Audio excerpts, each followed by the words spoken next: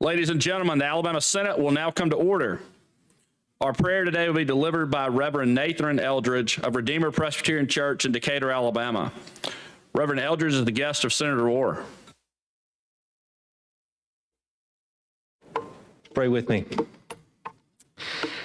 Father in heaven, thank you for your presence here today. We humble ourselves before you, the one who created and sustains all things. Thank you for every man and woman you've appointed to lead in this body. Enable them to fulfill their calling and to do this good work so that your name is honored in this place and throughout our state. As they work together in this session, may their character reflect genuine humility. Enable them to put the needs of others before their own, to truly be the lead servants as they represent their people. May their deliberations reflect the peace that can only come from you. May they be quick to listen, eager to understand, ready to be heard. Father, give them courage as they stand by their convictions. May their decisions reflect the wisdom that can only come from you, that comes from above, that's clearly anchored in your truth. Prosper the work of their hands so that our communities and cities throughout the state can flourish. I pray in the name of Jesus, who lives and reigns forevermore. Amen. Amen. Thank you. Today, the pledge will be led by Tinsley Andrews and Chris Williams with the Alabama School for the Deaf and Blind.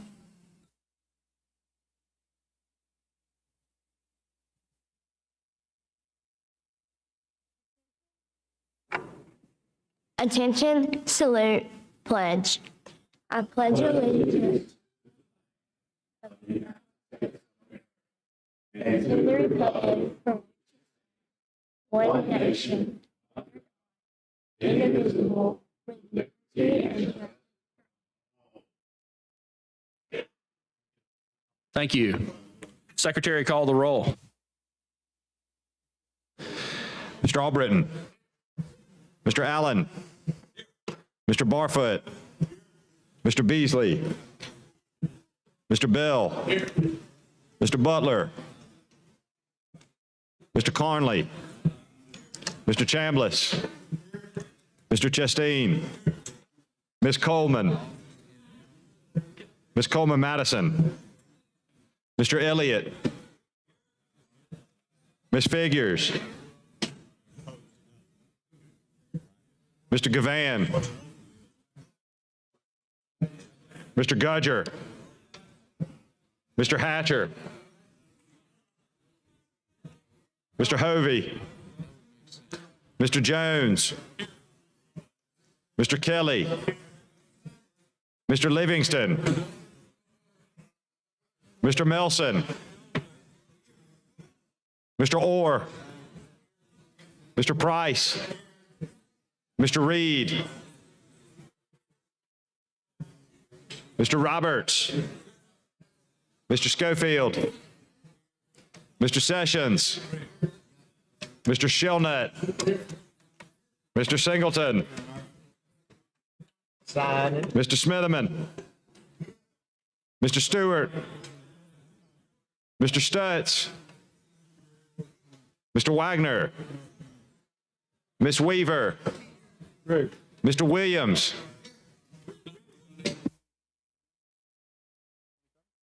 Ladies and gentlemen, we have 27 senators present, which is a quorum. The Senate is ready to transact business. Mr. President, Senator Wagner. move that we excuse absent senators. All right, any objection? Hearing none, so ordered. Mr. President, Senator Wagner. move that we dispense with the reading of the journal from the previous legislative day and that we adopt said journal. All right, any objection? Hearing none, so ordered. Now we'll move on to introduction of bills. Senator Jones. Mr. President, make a motion that we allow for introduction of bills any point throughout the day. All right, any objection? Hearing none, so ordered. Thank you, Mr. President, Senator. I'd like to ask for a moment of personal preference. All right, you're recognized. Thank you, sir.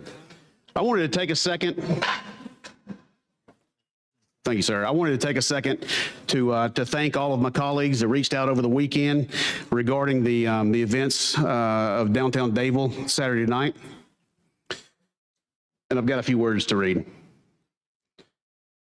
As most of you know, the city of Dadeville was rocked by a shooting at a 16th birthday party that claimed 4 young lives and injured 28 more Saturday night. The 4 lives lost included Phil Dowdell, a current senior at Dadeville High School, Kiki Nicole Smith, another senior at Dadeville High School, Marcia Collins, a 19-year-old Opelika High School graduate, and Corbin Holston, a 23-year-old graduate of Dadeville High School. It's the loss of these 4 lives and the additional 28 injured that I want to honor today. I've been honored to get to know the good people of Dadeville and Tallapoosa County over the last year, and my heart goes out to the entire community in the wake of these tragic events. People are going to try to politicize this event, as so many others that break our hearts. But I'm going to tell you now, and you'll hear me say over and over again over the next years that we work together, that we're never going to be able to legislate morality. The evil in this world that continues to devastate our communities across the country can only be defeated in the hearts and minds and homes and churches in these communities. There'll be discussions on this floor and in legislative bodies across this country about the responsibility of legislators.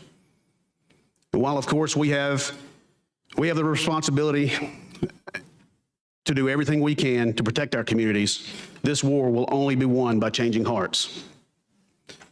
So this afternoon, since this is my point of personal privilege, I'd like to offer more than a moment of silence. Mr. President, in a second, I'd like to surrender the microphone to my brother in Christ and our colleague, Senator Dan Roberts, to lift us up in prayer for all those affected in Dadeville this weekend. All right, Senator Roberts, you're recognized for a point of personal privilege. Mr. President, thank you. Ladies and gentlemen, let's take a minute and go before the Lord as we lift up our state and our community in this. Father, we acknowledge that you are the Lord God, the one true God, and we cry out to you as a Senate and as a state for the community in Dadeville, for the families who've been ripped apart between those who have been injured, those who were killed, the impact on all who were there, the impact on our first responders who showed up, and then those that are now giving their lives to serve, to come up with solutions to this problem.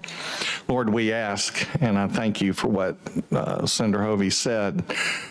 Oh, Lord God, would you awaken our nation? Would you bring revival to our land? And we ask that you would move in our midst to draw us back to you, that we would be found worshiping you, that we would be standing on your commandments, that we would honor you as the Lord God, that you would allow us to exhibit fruit of your Spirit, love, joy, peace, patience, kindness, goodness, gentleness, faithfulness, and self-control, against which there is no law. We pray for families to remain intact, that children would be raised in the fear and admonition of you as they are taught in our highways and byways and schools, and that which is right, Father, would be communicated. And we ask that you would bring healing to the Dadeville community now, and that your Spirit would comfort those in ways that only you can, and bring healing to those who are still here and minister to their hearts. And Lord, we ask that you would thwart this evil from taking place in our state and in our nation. For Father, this is not the way to solve problems. And so we ask that you would intervene for your glory. And we pray this in the name above every name, the name of the Lord Jesus Christ. Amen. Thank you, Mr. President.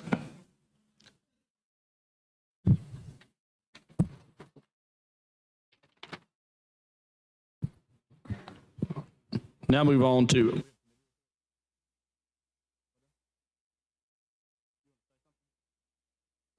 all right, would you like to be recognized for a point of personal privilege? Thank you for the opportunity. Also, I want to thank the gentleman too for the prayers. The Spirit is definitely in this place today. And I just want us as a body to have the political courage to actually do something. On Saturday, early Sunday morning, rather, I got a text message from my best friend to let me know that one of our really good friends, a friend of mine over 25 years, actually lost his granddaughter in Dadeville. And yesterday I talked to him, and what he talked about was their hopes and their dreams, and that she was going to be his first grandchild to graduate from high school. His other grandchildren are very young. Mr. Clifford Tony, great friend of mine, but also a business owner. And unfortunately, yesterday, I stood in front of his funeral home, the funeral home that he owns, to talk about us in Alabama having the political courage to do something. But he said this to me yesterday. He said, on many occasions, I've had to go pick up somebody else's child who had been a victim of gun violence. Never would I have known that I would have to pick up my own grandchild. And so I just hope that we as a body will have the political courage to do something, and I'm extending to all of my colleagues on both sides of the aisle, including the administration, at the governor's office, can we sit down and come up with something and do something? Thank you, Mr. Chair, for the opportunity to speak. Thanks, Senator Coleman. Senator Smithman, May I have a moment, Person Privilege? you're recognized. I'd like everyone to in a similar spirit, to if we could, to have a, Mr. President, if we could have a moment of silent prayer in just a minute, and the reason being is that one of our colleagues, and probably one of the first female to ever be walking up and down these halls, is a lady by the name of Amy Herron. And Ms. Herron passed away this morning. And I think if any of you all have been here for a little while, you'll know what impact she's had on this process. She was a very honorable lady. She worked with the administration, with the governor's administration. She's worked as lobbying. She worked with certain interests. And she was a person that really, really was reliable, and she was a person who really, really did an outstanding job. She never met a stranger. She did whatever she could to help you. And I think it's only fitting that we remember her and remember the person that she was in this building and the contributions that she made to this process. So, Mr. President, if we could we have a moment of silent prayer? Yeah, absolutely.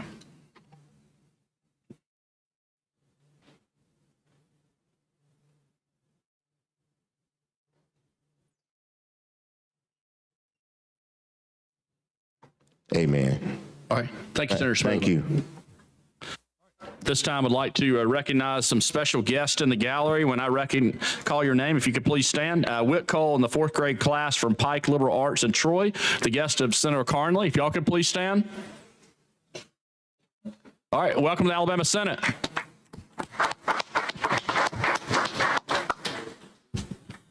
And then also Misty Jerry, Rebecca Hammett, Amber Davidson, and Brandon Davidson, the guest of Senator Andrew Jones. If y'all could please stand. Welcome to the Alabama Senate.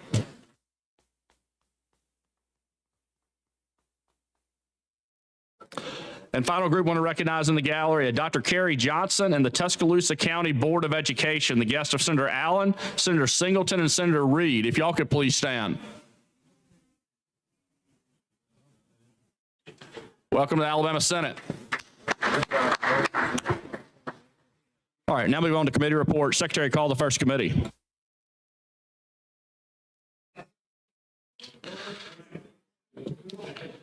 From the Committee on Confirmations, Senate Confirmation number 31, appointing Anitra Henderson to the State Course of Study Committee Science, receives a favorable report by a vote of 14 ayes and 0 nays. Mr. President. Senator Livingston. Mr. President, I move that the Senate confirm Anitra Henderson to the State Course Book of Study of Science using the long roll. All right, Secretary, call the long roll. Mr. Albritton. Mr. Allen. Mr. Barfoot. Mr. Beasley. Mr. Bell. Mr. Butler. Mr. Carnley. Mr. Chambliss. Mr. Chasteen. Ms. Coleman. Ms. Coleman Madison.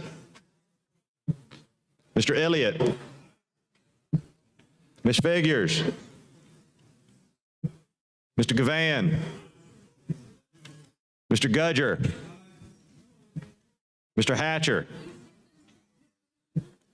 Mr. Hovey. Mr. Jones. Mr. Kelly. Mr. Livingston. Mr. Melson. Mr. Orr. Mr. Price. Mr. Reed. Mr. Roberts. Mr. Schofield. Mr. Sessions. Mr. Shellnut. Mr. Singleton. Mr. Smitherman. Mr. Stewart. Mr. Stutz. Mr. Wagner. Ms. Weaver. Mr. Williams.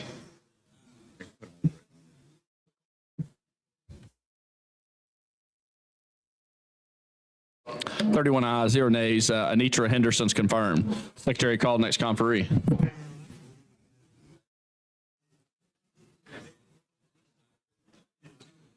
From the Committee on Confirmations, Senate Confirmation Number 32, appointing Mallory Harp to the State Course of Study Committee Science, receives a favorable report by a vote of 14 ayes and 0 nays. Mr. President, Senator Livingston. Mr. President, I move we confirm Mallory Harp to the State Course of Study Committee, Science, using previous role. No objection? All right, any objection? Hearing none, so ordered. Mr. Albritton. Mr. Williams.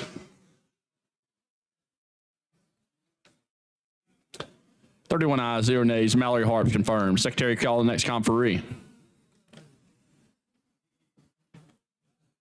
From the Committee on Confirmations, Senate Confirmation Number 33, appointing James Jones III to the State Course of Study Committee Science, receives a favorable report by a vote of 14 ayes and 0 nays. Mr. President, Senator. Mr. President, I move we confirm Dr. Jones to the State Course Studies Committee, Science, using previous role. Of no objection. Any objection? Hearing none, so ordered. Mr. Albritton. Mr. Williams. 31 ayes, 0 nays. Dr. James Jones III is confirmed. Secretary, call the next conferee.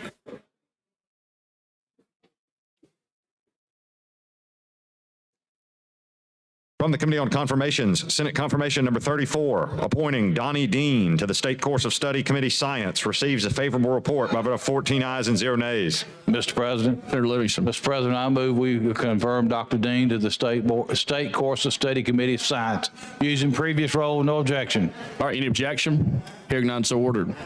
Mr. Albritton. Mr. Williams. 31 ayes, 0 nays. Dr. Donnie Dean is confirmed. Secretary, call the next conferee. From the Committee on Confirmations, Senate Confirmation Number 36, appointing Nanda Patel to the State Course of Study Committee, Science, receives a favorable report by a vote of 14 ayes and 0 nays. Mr. President. Senator Mr. Livingston. President, I move we confirm Ananda Patel to the State Course Study Science Committee, using previous role. No objection. All right, any objection? Hearing none, so ordered. Mr. Albritton. Mr. Williams.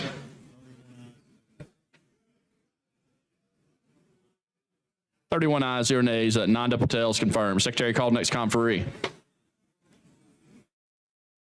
From the Committee on Confirmations, Senate Confirmation Number 37, appointing Sandra Wolf to the State Course of Study Committee, Career and Technical Education, receives a favorable report by a vote of 14 ayes and 0 nays. Mr. President. Senator Livingston. Mr. President, I move we confirm Sandra Wolf using previous role. Of no objection. All right, any objection? Hearing none, so ordered. Mr. Albritton. Mr. Williams. 31 ayes, 0 nays. Senator Wolf confirmed. Secretary, call next conferee.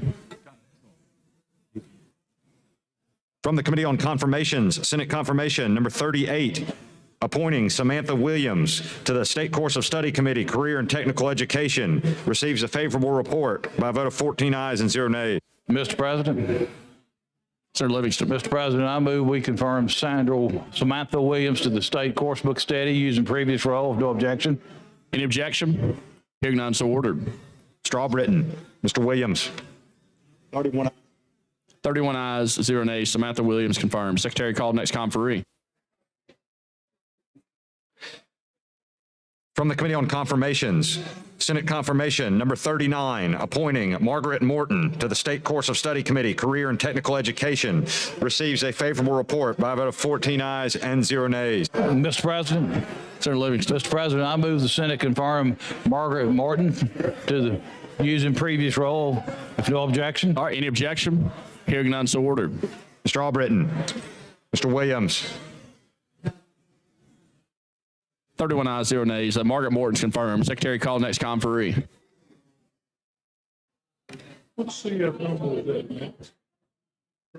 From the Committee on Confirmations, Senate Confirmation Number 41, appointing Lamont Dupree to the State Course of Study Committee, Career and Technical Education, receives a favorable report by a vote of 14 ayes and 0 nays. Mr. President. Senator Livingston. Mr. President, I move the Senate confirm Lamont Dupree using previous role. No objection. All right, any objection? Hearing none, so ordered.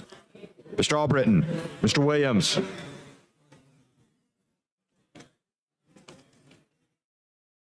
31 ayes, 0 nays. Lamont Dupree's confirmed. This concludes confirmations. Thank you, Mr. All right, Secretary, call the next committee.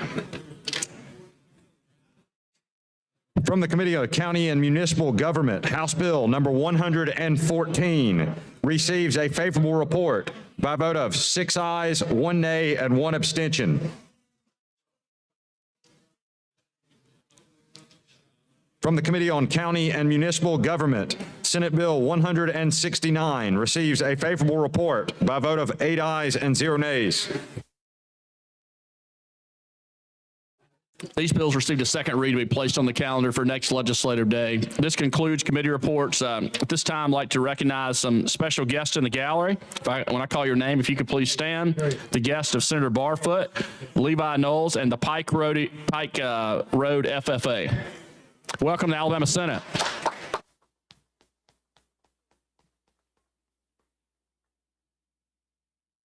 All right, now move on to motions and resolutions.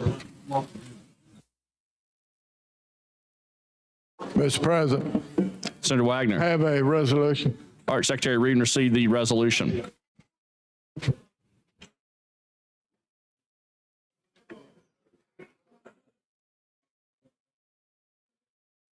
Senate Joint Resolution Number 36 by Senator Wagner, supporting the week of April 30th through May 6, 2023 as National Small Business Week and commending small business owners of Alabama. Mr. President, Senator Wagner. move adoption of the resolution. All right, all those in favor say aye. Aye. Any opposed? Resolution's adopted. Mr. President, Senator I Wagner. have a resolution. All right, Secretary, read and receive the resolution.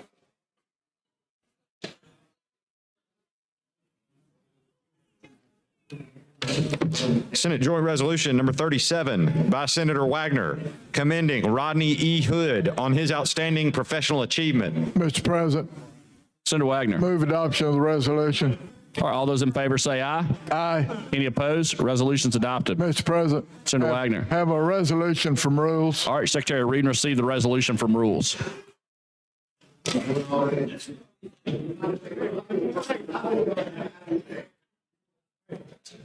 From the Committee on Rules, House Joint Resolution Number 57, supporting the repair and continued maintenance of Wilson Lock and Dam on the Tennessee River, receives a favorable report. Mr. President, Senator Wagner. move adoption of the resolution. All right, all those in favor say aye. Aye. Any opposed? Resolution's adopted. Mr. President, I have 3 resolutions from rules. All right, Secretary, read and receive the resolutions from rules. Well, you fix them.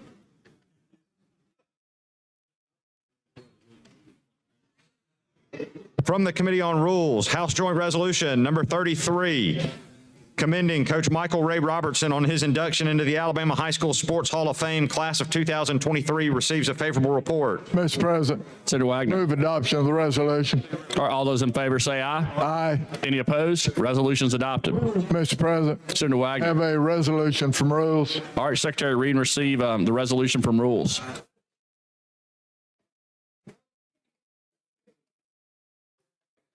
From the Committee on Rules, House Joint Resolution Number 40, commemorating the 77th Southern Legislative Conference of the Council of State Governments Southern Office receives a favorable report.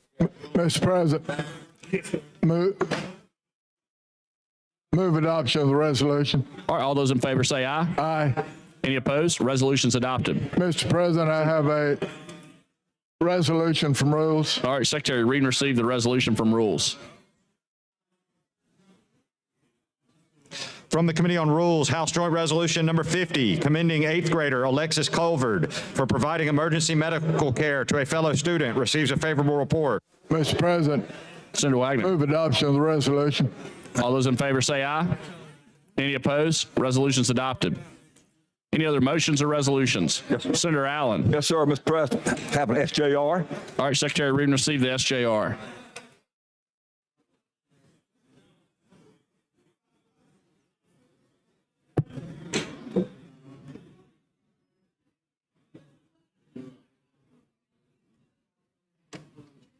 Senate Joint Resolution Number 38 by Senators Allen and Singleton, celebrating the life of Mrs. Betty Bailey Shirley.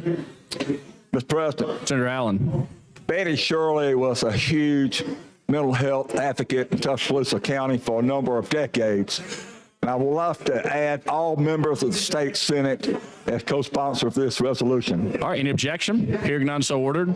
Mr. President, Senator I move Allen. adoption immediately. All right, any objection? Hearing none, so ordered. All those in favor say aye. Aye. Any opposed? Resolution's adopted. Thank you, sir. Thanks, Senator Allen. All right, any other motions or resolutions? All right, now move on to local bills.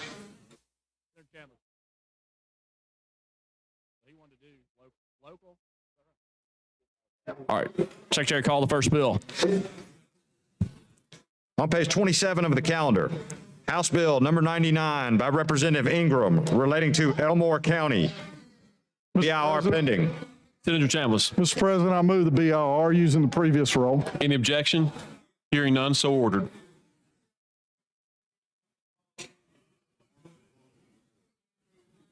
Mr. Albritton, Mr. Williams.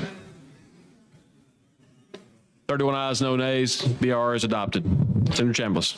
Mr. President, these are local bills, so I'll just go through them quickly unless somebody has any questions. This is House Bill 99 related to Elmore County, and I'd move third reading to be dispensed with using the previous roll. Any objection? You got a roll? Yes. Hearing none, so ordered. Mr. Albritton, Mr. Williams. 32 ayes, no nays. The bill is adopted. Secretary, call the next bill.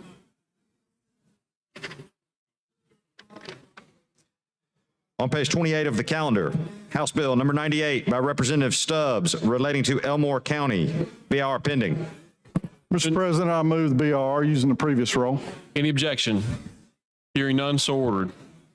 Mr. Albritton, Mr. Williams. 32 ayes, no nays. 32 ayes, no nays. The BR is adopted. Senator Chambliss. Mr. President, I move final passage using the previous roll. Is there any objection?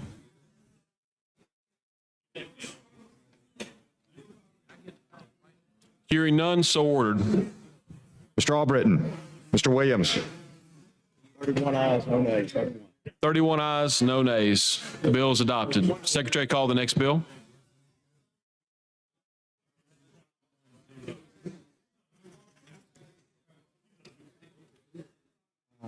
On page 28 of the calendar, Senate Bill Number 133 by Senator Melson relating to Lauderdale County. BIR pending. Senator Chambliss. Mr. President, I move the BIR using the previous roll. Any objection? Hearing none, so ordered. Mr. Albritton, Mr. Williams. 32 ayes. 32 ayes, 0 nays. The BR is adopted. Secretary, call the bill.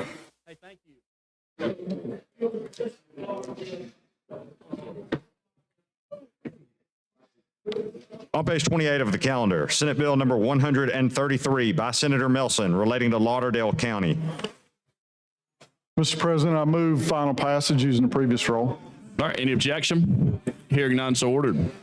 Mr. Albritton, Mr. Williams, 32 ayes, 0 nays. Senate Bill 133 passes. Secretary, call the next local bill.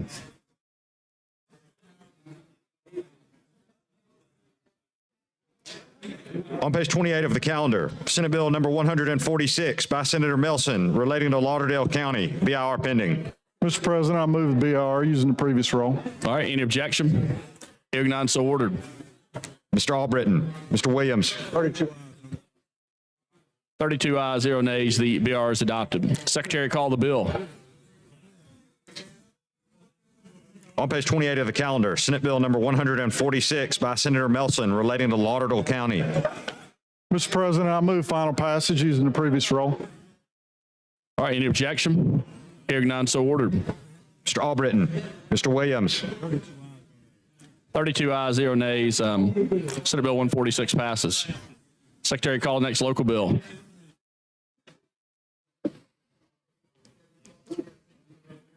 on page 28 of the calendar, Senate Bill number 160 by Senator Coleman Madison relating to Bullock County.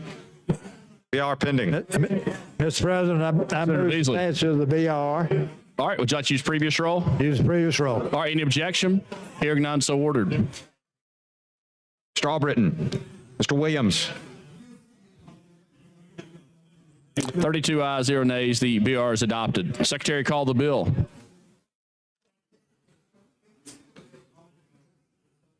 on page 28 of the calendar, Senate Bill number 160 by Senator Coleman Madison relating to Bullock County. Mr. President, I'd like to move final passage Senate Bill 160, use the previous roll, third reading be dispensed with. All right, any objection? Hearing none, so ordered. Mr. Albritton, Mr. Williams, All right, 32 ayes, 0 nays. Senate Bill 160 passes. Thanks, Senator Beasley. Secretary, call the next local bill.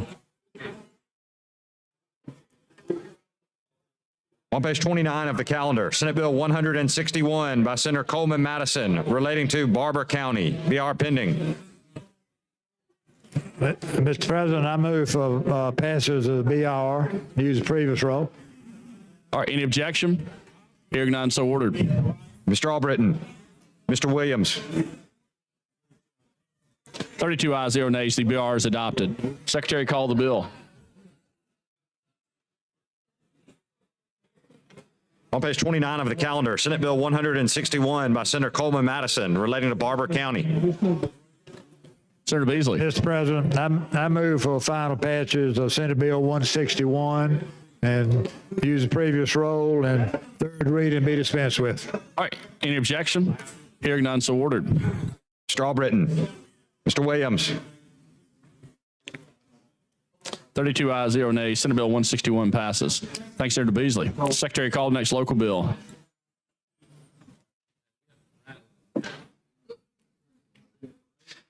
on page 29 of the calendar, Senate Bill 168 by Senator Coleman Madison relating to Bullock County. BR pending. Mr. President, Senator Beasley. I move for passage of the BR, use the previous roll. All right, any objection? Hearing none, so ordered. Mr. Albritton, Mr. Williams, 32 ayes, 0 nays. The BR is adopted. The Secretary, call the bill.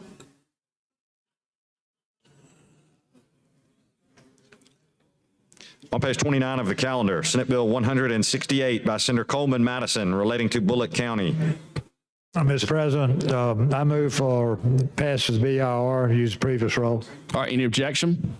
Hearing none, so ordered. Mr. Albritton, Mr. Williams, 32 ayes, 0 nays. Senate Bill 168 passes. Thanks, Senator Beasley. Secretary, call the next local bill. We get it passed. We passed it, didn't we? on page 29 of the calendar, Senate Bill 191 by Senator Melson relating to Lauderdale County. BR pending. Mr. President, I move the BR using the previous roll. All right, any objection? Hearing none, so ordered. Mr. Albritton, Mr. Williams, 32 ayes, 0 nays. The BR is adopted. Secretary, call the bill. On page 29 of the calendar, Senate Bill 191 by Senator Melson relating to Lauderdale County. Mr. President, I move final passage using the previous roll. All right, any objection? Hearing none, so ordered. Mr. Albritton, Mr. Williams. 32 ayes, 0 nays. Senate Bill 191 passes. This concludes local bills. Thank you, Mr. President. Thanks, Senator Chambliss. All right, Senator Wagner.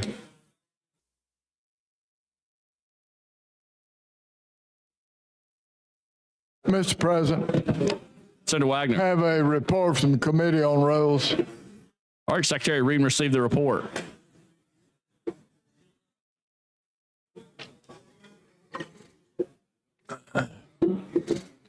From the Committee on Rules, Special Order Calendar, Senate Resolution Number 39. Be it resolved by the Senate that the following bills in the order named shall be the special, paramount, and continuing order of business, taking precedence over all other matters until disposed of for the 11th legislative day only. On page 23, House Bill 192 by Representative Reynolds relating to the Sunset Law, Alabama Board of Massage Therapy. On page 22, House Bill 193 by Representative Simpson relating to the General Contractors Board. On page 20, House Bill 194 by Representative Simpson relating to the Alabama On-Site Wastewater Board. On page 21, House Bill 195 relating to the Real Estate Commission. On page 21, House Bill 196 by Representative Simpson relating to the Alabama Professional Bail Bonding Board. On page 21, House Bill 197 by Representative Shedd relating to the Alabama State Board of Occupational Therapy. On page 11, House Bill 198 by Representative Shedd relating to the State Board of Licensure for Professional Engineers and Land Surveyors. On page 22, House Bill 199 by Representative Shedd relating to the Alabama Security Regulatory Board. On page 11, House Bill 200 by Representative Shedd relating to the Alabama Historical Commission. On page 12, House Bill 201 by Representative Underwood relating to the State Board for Registration of Architects. On page 19, House Bill 202 by Representative Underwood relating to the Polygraph Examiners Board. On page 12, House Bill 203 by Representative Pringle relating to the Board of Examiners on admission to the State Bar. On page 19, House Bill 204 by Representative Pringle relating to the Alabama Construction Recruitment Institute. On page 23, House Bill 205 by Representative Rafferty relating to the Alabama Athletic Commission. On page 20, House Bill 206 by Representative Rafferty relating to the Alabama Athlete Agents Commission. On page 12, House Bill 207 by Representative Rafferty relating to the Alabama Board of Examiners of Landscape Architects. Mr. President, Senator Wagner. move adoption of the report from the Committee on Rules. Would you like to use previous roll? Previous roll. Any objection? Hearing none, so ordered. Mr. Albritton, Mr. Williams.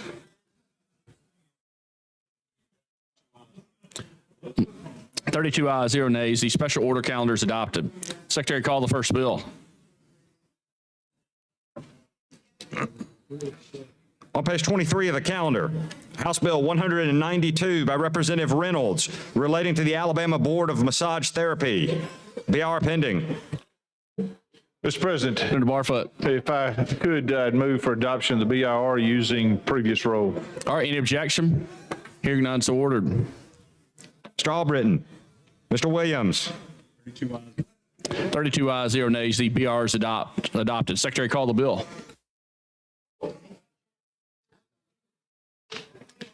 On page 23 of the calendar, House Bill number 192 by Representative Reynolds relating to the Alabama Board of Massage Therapy. Committee amendment pending. Mr. President, Senator Barfoot. members of the Senate, if I could have your attention real quick, Mr. President. I'll get you on. Members, we have before us today a whole host of Senate or House bills that deal with sunset. As some of you know, that the Sunset Committee is a joint committee of House and Senate members, of which I've had the privilege here recently to be elected co-chair, the Senate co-chair. Representative Wilcox is representing the House. And I had that opportunity in the past to serve at least a year before being named as the co-chair. The Sunset Committee is a valuable committee. I'd ask you to keep your ears open and listen, and let me give you an idea of what the Sunset Committee goes through. Every summer, there are a list of different boards and agencies, commissions that are reviewed on somewhat of a schedule, and the Department of Examiners of Public Accounts gives us a list or a report that outlines, the board makeup, licenses issued, some statistical information about the licensees across the state, what that board, agency, or commission is involved in, what they regulate. And they also give us a list of technical or significant issues. And that joint committee spends a couple of days every summer going through in great detail the report that has been given to us by the Department of Examiners of Public Accounts. We have an opportunity to ask questions of those board members, of folks who are on those different committees or boards. We have an opportunity to ask questions about significant findings. The significant findings are a technical finding as to whether or not there has been any deviation or variation from what the law is regarding those boards or agencies or commissions. And there are some of these agencies or commissions in the past have had some significant findings, and we've tried to address them, I think, in previous years a number of different ways, be it maybe taking their sunset review from a 4-year to 3 or down to 2 or possibly even down to 1. I see the Sunset Committee, of which I'm proud to be a part of, and I've said this to other members, as a worker bee committee in an effort to make sure that we are the eyes and ears of the House and the Senate. And we give a recommendation. We vote as to what should happen to those committees, boards, and agencies. And that is a recommendation to the Senate and to the House for each individual body to act upon. I come to you now with 16 different committees or agencies, boards for review. This first one, Mr. President, happens to be the Alabama Massage Therapy Board. I see my colleague across the way, and I would yield to him.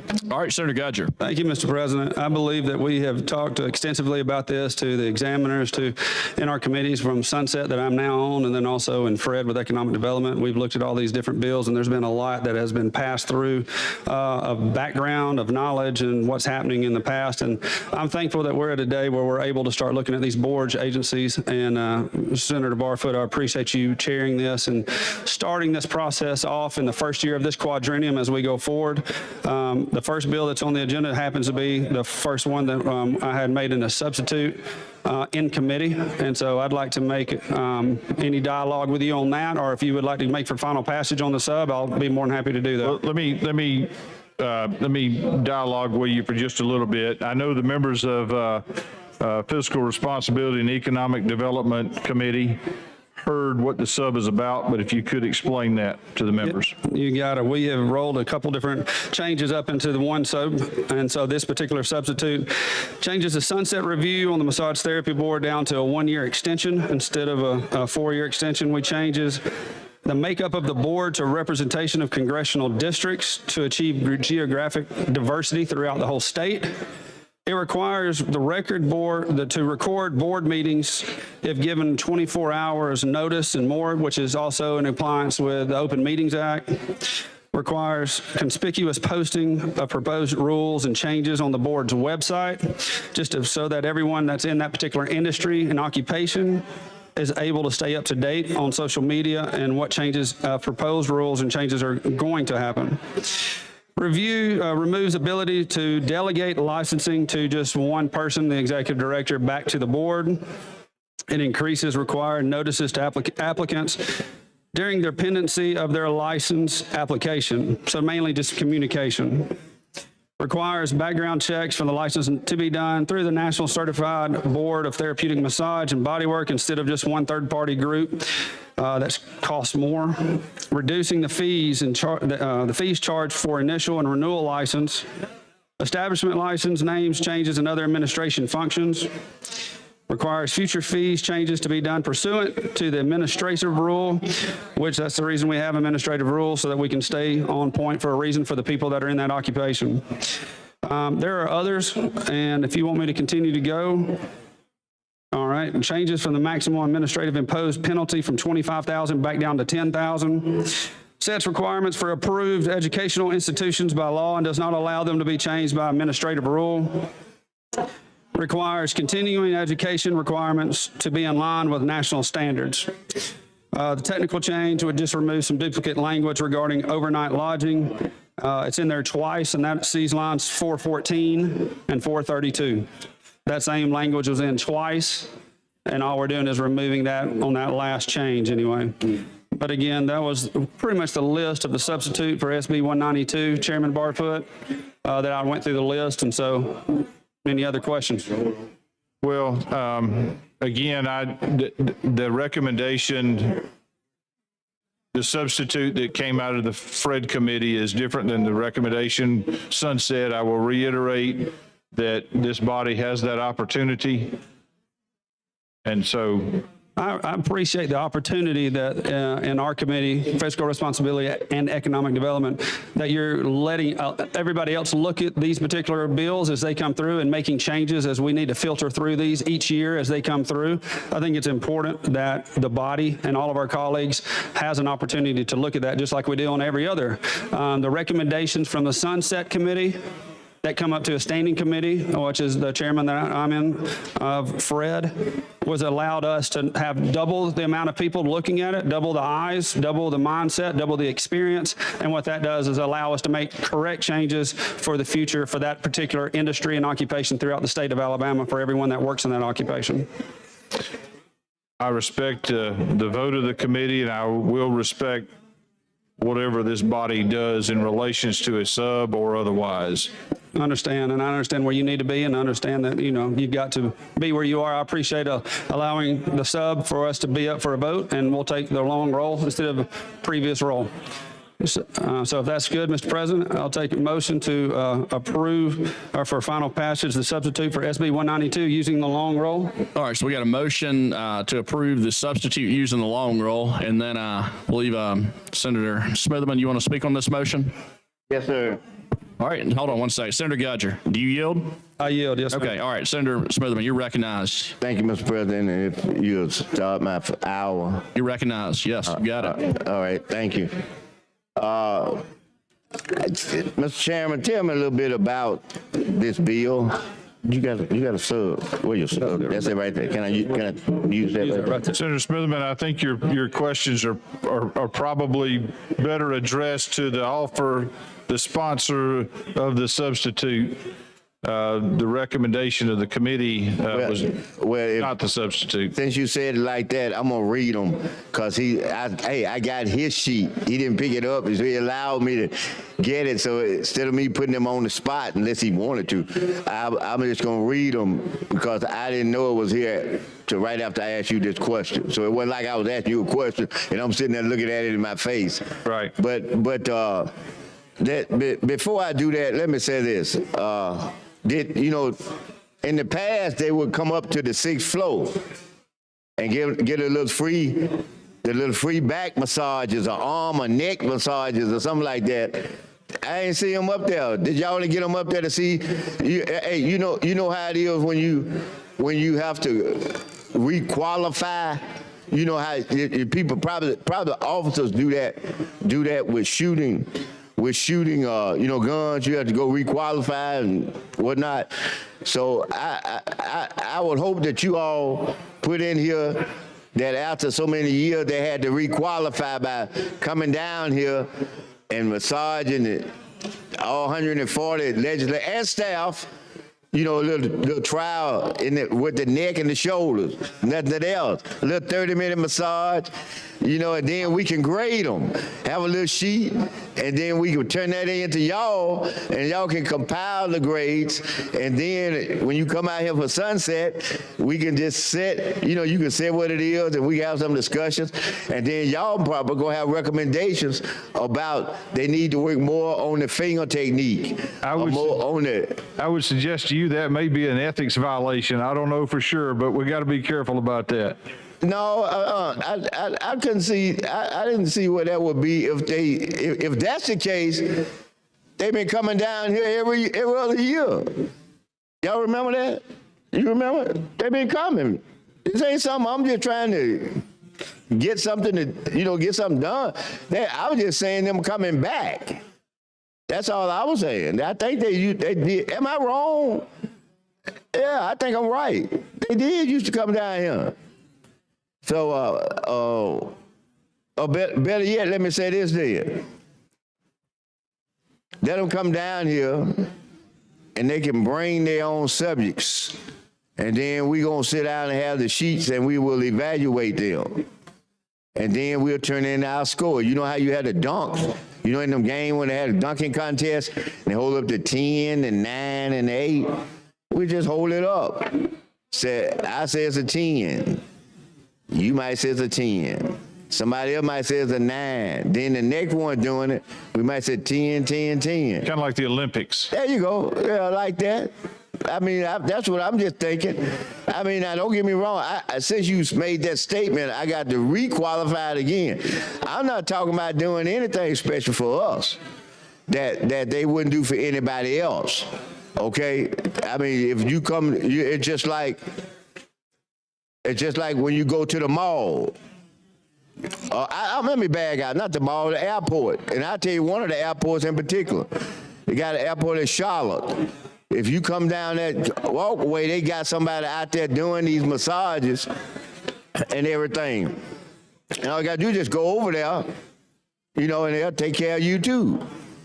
So that's the kind of reference I was making to it. Not necessarily have to come down here and do for us, but I was talking about them doing demonstrations, and then we evaluate them for the purpose of why we're here right now. Yeah, I know your comments were equivocal. I understand what the point you're trying to make. Yeah, that's all. But let me say this. Now, did you notice in you all's meeting what some of the problems and concerns that existed? Now, I know these are the answers, but the problems that existed. We did, and I'll point you if you'd like to dialogue a little bit about that. Are you in the book? Yeah. I got a book too. You got it. Okay. Oh, I can't read it. I got a little book too. So what page you want me to turn to? Page 6. All right.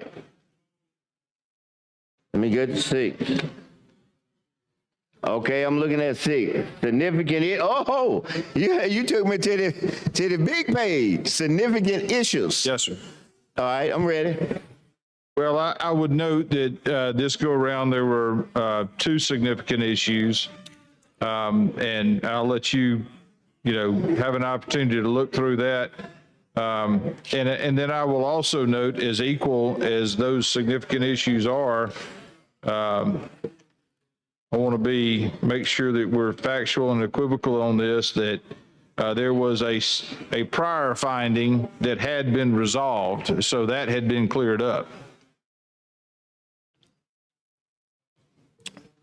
So it's a prior thing that had been resolved. Had been resolved. And What was it? That's noted in here as well. What was it? I mean, of course I can read, but you can tell me quickly if you can just kind of give me a one-liner. What was it? The prior finding was from 2020 that board members were not appointed to staggered terms as required by the code 34-43-6C. And it looks like that has been resolved. How did y'all resolve that? Well, that was the board that resolved that. I mean, what was the change in the procedures that satisfied that deficiency? It looks like, and I wouldn't dare go off of memory.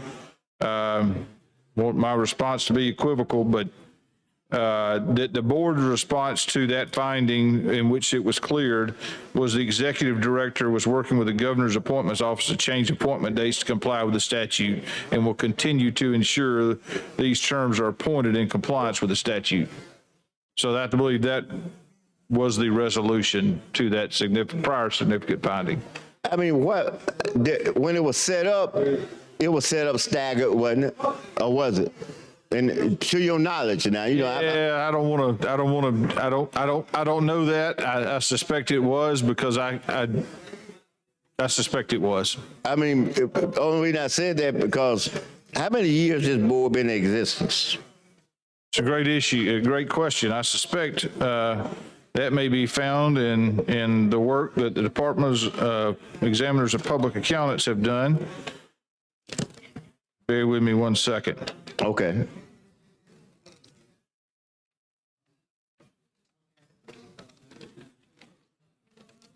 It was created in 1996. 1996. Ooh, that's been about 26 years ago. I wasn't here. 25 years ago. You might have been here. I wasn't here then. I was here. You might have helped create it. I was on Sunset. I was on Sunset the first 2 terms I was in the legislature. That's why you hear me kind of talk about, I know what y'all doing. I know it's tough. Listen. But let me say something to you. What I've noticed that what you all have done have taken the existing board and you all have gone in and made the necessary adjustments that you all think that's going to work and correct the problem. Okay? Am I right? That's what y'all did? Say that again, Senator. You took the board as it is, and you all then looked at the areas where there may be some deficiencies, and you made recommendations in the changes. I know in this sub, I'm looking at some recommendations right here, and I'm sure to make some changes onto some areas that you all considered that needed some uplifting. Well, just for clarification, that substitute was not the recommendation of the Sunset Committee. Oh, okay. What was the recommendations that you can recall of the Sunset Committee then?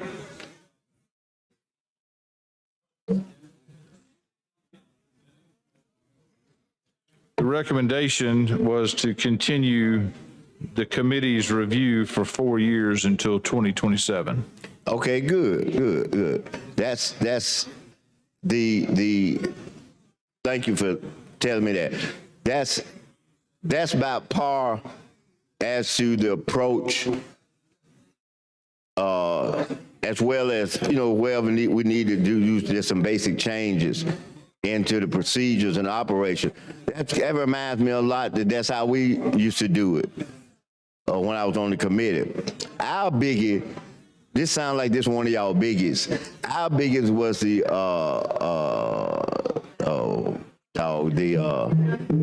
what you call it, the design people? Architects?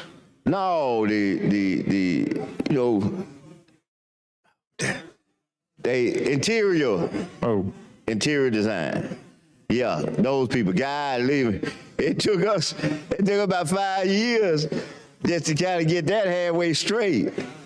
Because there was so many different little areas. But one thing we didn't do, you know what that was? What's that? We didn't step in and talk about changing the makeup of the board and all of that. We didn't come in and do nothing like that because changing the makeup is not the problem. It's the internal procedures. Yeah, and so that's the problem. It ain't because you ought to get this person off, or instead of having 7, you got 5 and all of that, and that's supposed to make it right. That doesn't do anything to make these internal procedures right, because you can get 5 more people and they could be worse than the 5 you're dealing now. So the people is not what's going to make it so highly better. Is to policies and procedures that they operate under and follow, like you were saying about the staggered term. Staying on the course of the policy and procedure of staggered term won't put you in a position that all your brain trust have the potential of leaving at one time. You know, so no, I admire where y'all did that. But because I think a lot like that, you know, that okay, we got to fix something. Let's go on in and look at these procedures. And the key is your policies and procedures. We can we can change anything else in the world, but those policies and those procedures is what's going to determine how it's governed and how it's operated. Well, the significant findings, whether this board agency or any others, are if their existing law is not being followed to the T, that's where those significant findings come.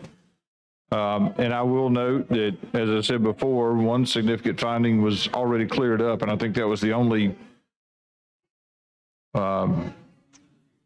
lingering significant finding that had been out there from before, and that they did a good job of getting that clear. Well, that's good. That's good then. Now, you hadn't said much, so I'm gonna put you on the spot. But I'll tell you, when I put you on the spot, you can bag off. You can bag. Hey, I'm not. You know how when somebody closes the door, but they tell you it's not locked.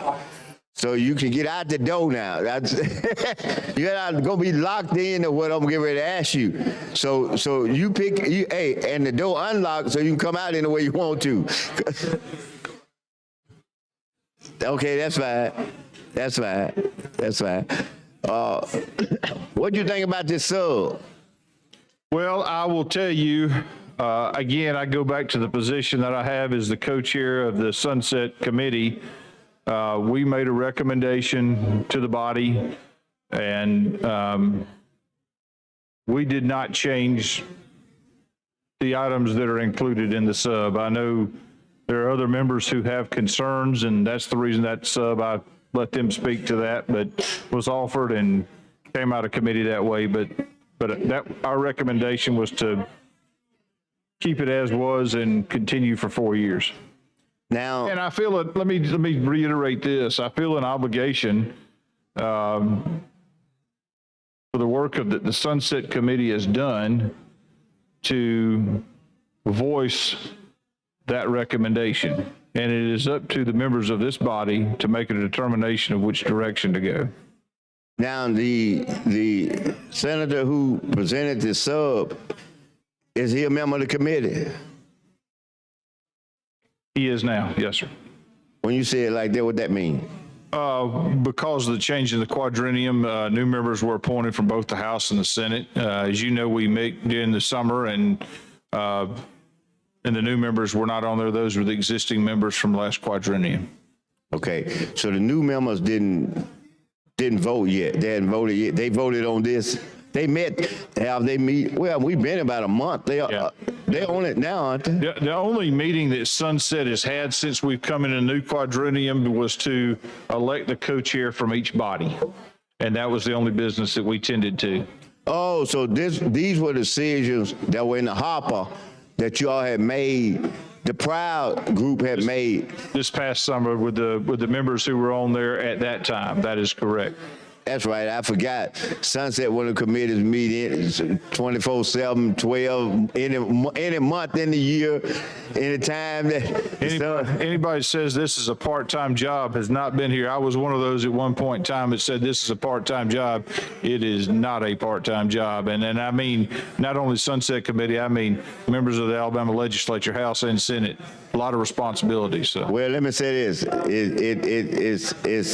you are right. This is a 24/7. I don't care about the title, whether you're a part-time lady. It's nothing part-time when let me say it this way. When I go to the grocery store, I'm working. It is not, I can, the last time I went, the security guard outside wanted to ask me and discuss issues. I walk inside, I see a constituent in there. I come to the cashier, they asking me, you know, what did y'all done here and whatnot. When I walked out of there, I know I spent 30 minutes to an hour just talking to people trying to get in and out of the store and church. That's why my children hate to go anywhere with me, because we can't just go in, run in, and accomplish what we went for. There's delays, there's questions and concerns, and That's right. That's right. So I can tell you that no, it's I know that's a little label they put on it, but it's nothing part-time.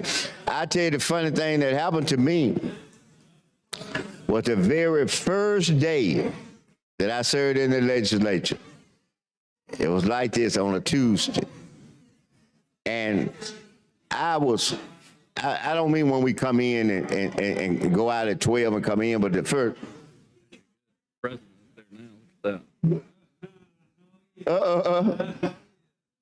Mr. President, I want 4 hours at one time.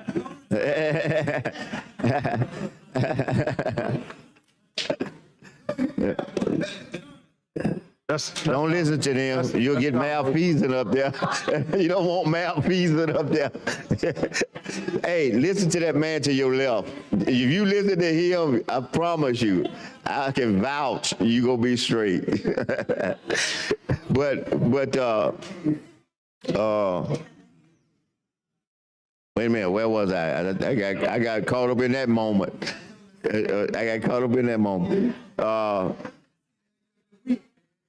Let me see now. Oh, yeah.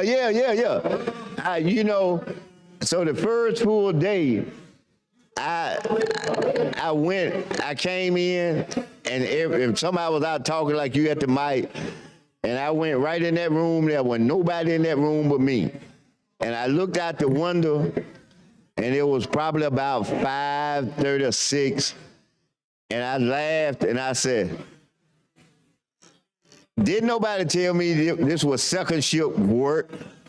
You know, the evening shift, like 3 to 11, 2 to 10. I said, I thought there was a day shift job. You come in at 8 and leave at 5. I said, this is evening shift work. And that what got me to what you just saying. I said, you know, it's 24/7. It's 24/7. It's just that simple. I can go and look. If you think that, and I know you do, but if you think you really have a big situation like that, try me. I walk in a gym. You can see the picture. I'm coaching. There's four basketball games that's gonna take place. Girls JV, boys JV, girls varsity, and boys varsity. I only coach one game, one team, and that's the last one, the boys. How many people do you think come up to me in a gym where there's anywhere from 1,000 to 2,000 people? And in this particular occasion, potentially, everybody in the gym, I'm their senator.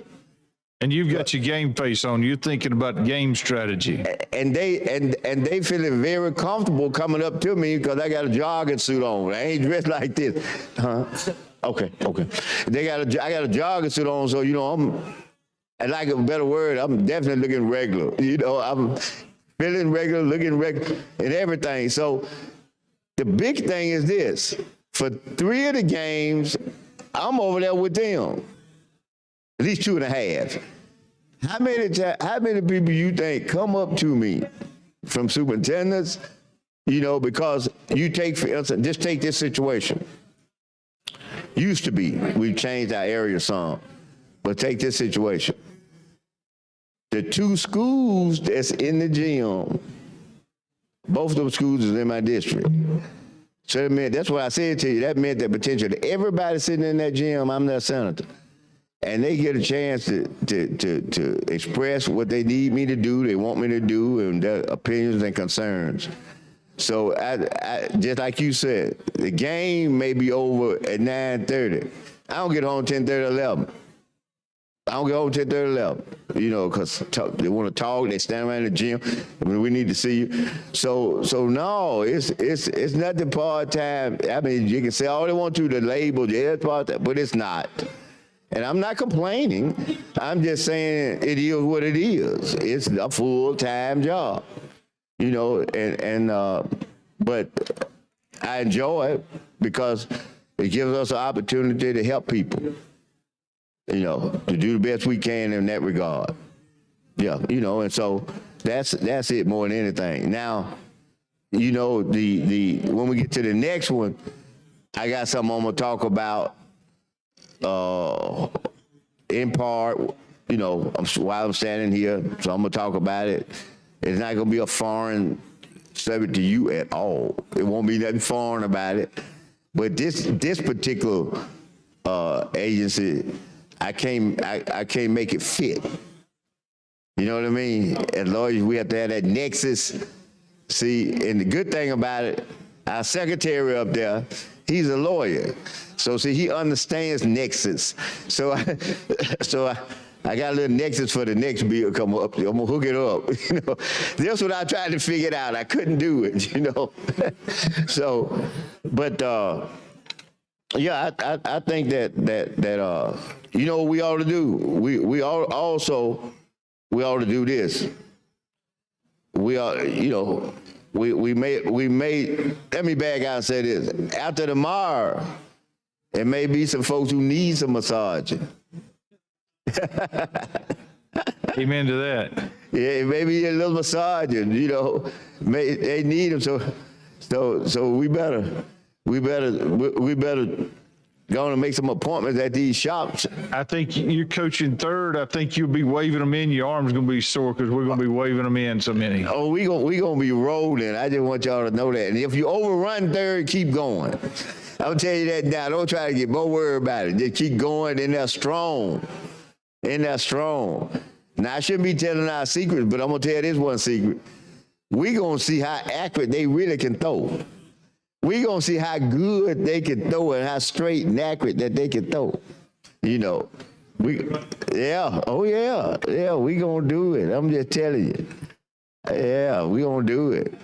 I'm going to be looking over there at the third base at the pro team. We're going to have that eye contact.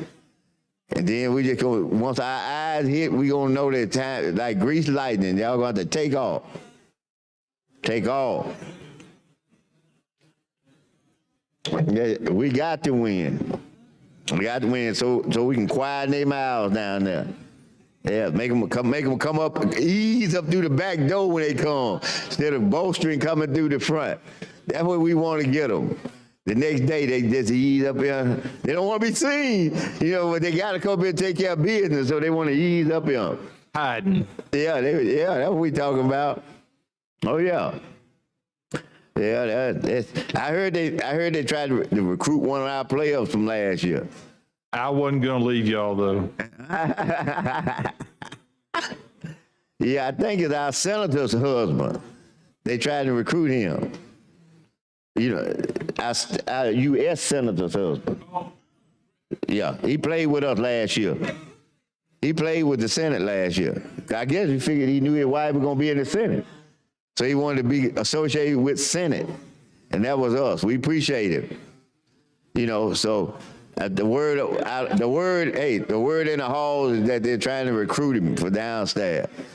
Yeah, but that's all right. We're going to be all right.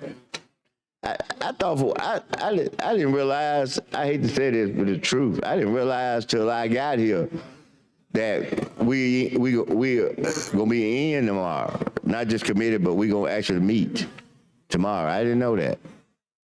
You know, I didn't know that at all. 3-day week, we're taking care of a lot of business, aren't we? Yeah, but you know, is the House gonna meet tomorrow too? I don't know the answer to that. Okay. Be my guess that they would, but I don't know the answer. Okay. Good. I wonder they gonna get out early today and try to go practice. They went practice last week. You remember that Tuesday? They was over. I want y'all to know that they practiced on us Tuesday. What? Yeah, you saw them. Okay. What did Allen Iverson say about practice? Practice? You talking about practice?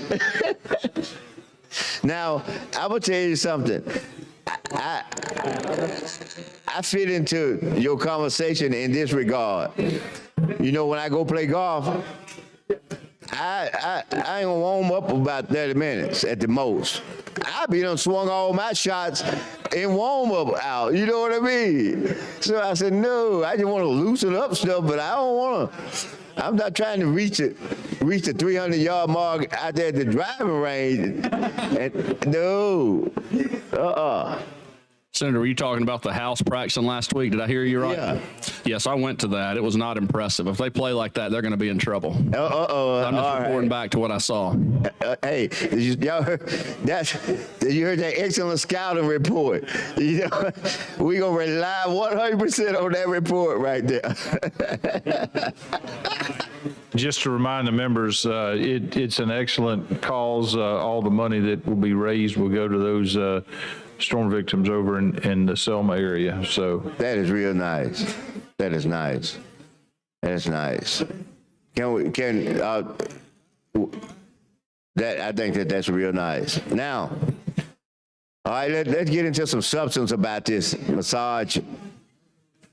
How many people on the board for the massage people?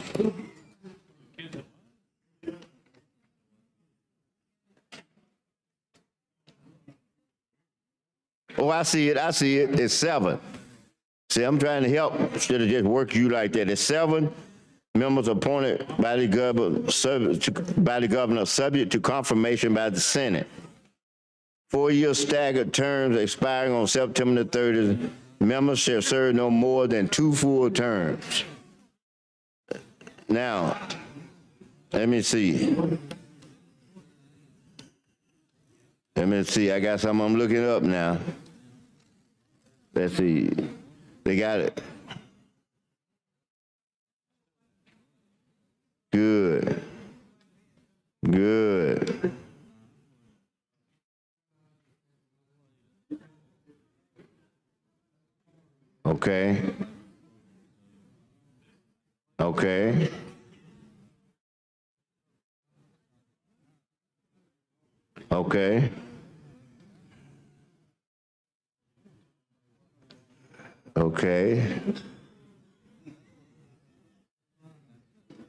Okay. By the way, I'm looking at page 2 and 3. That's why you hear me say okay. I was reading it to myself. Let's see.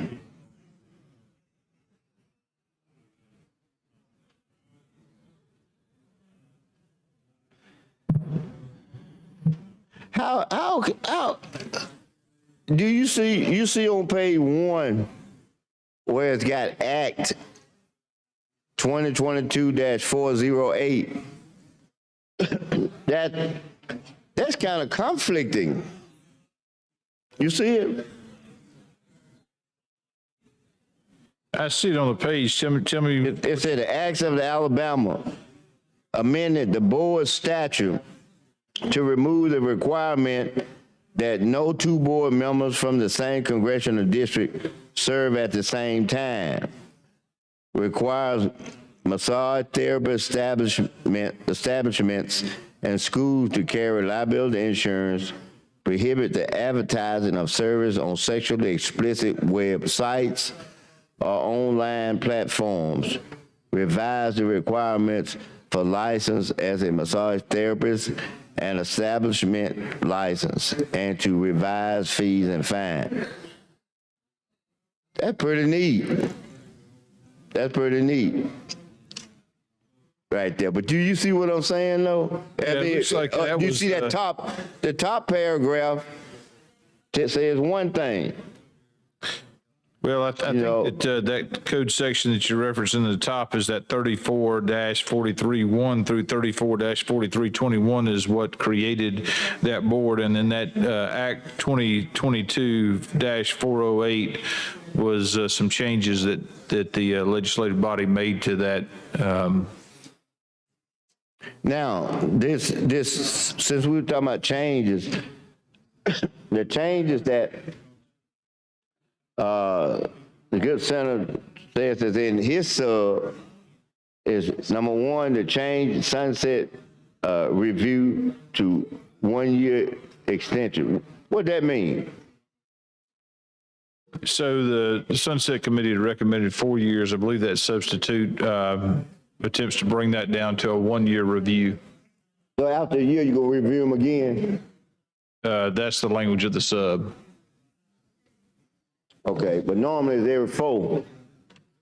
every 4 years. Well, I would say, I don't know normally, I would say that, the Sunset Committee can opt to review them on a 4 year cycle, 3, 2, or 1.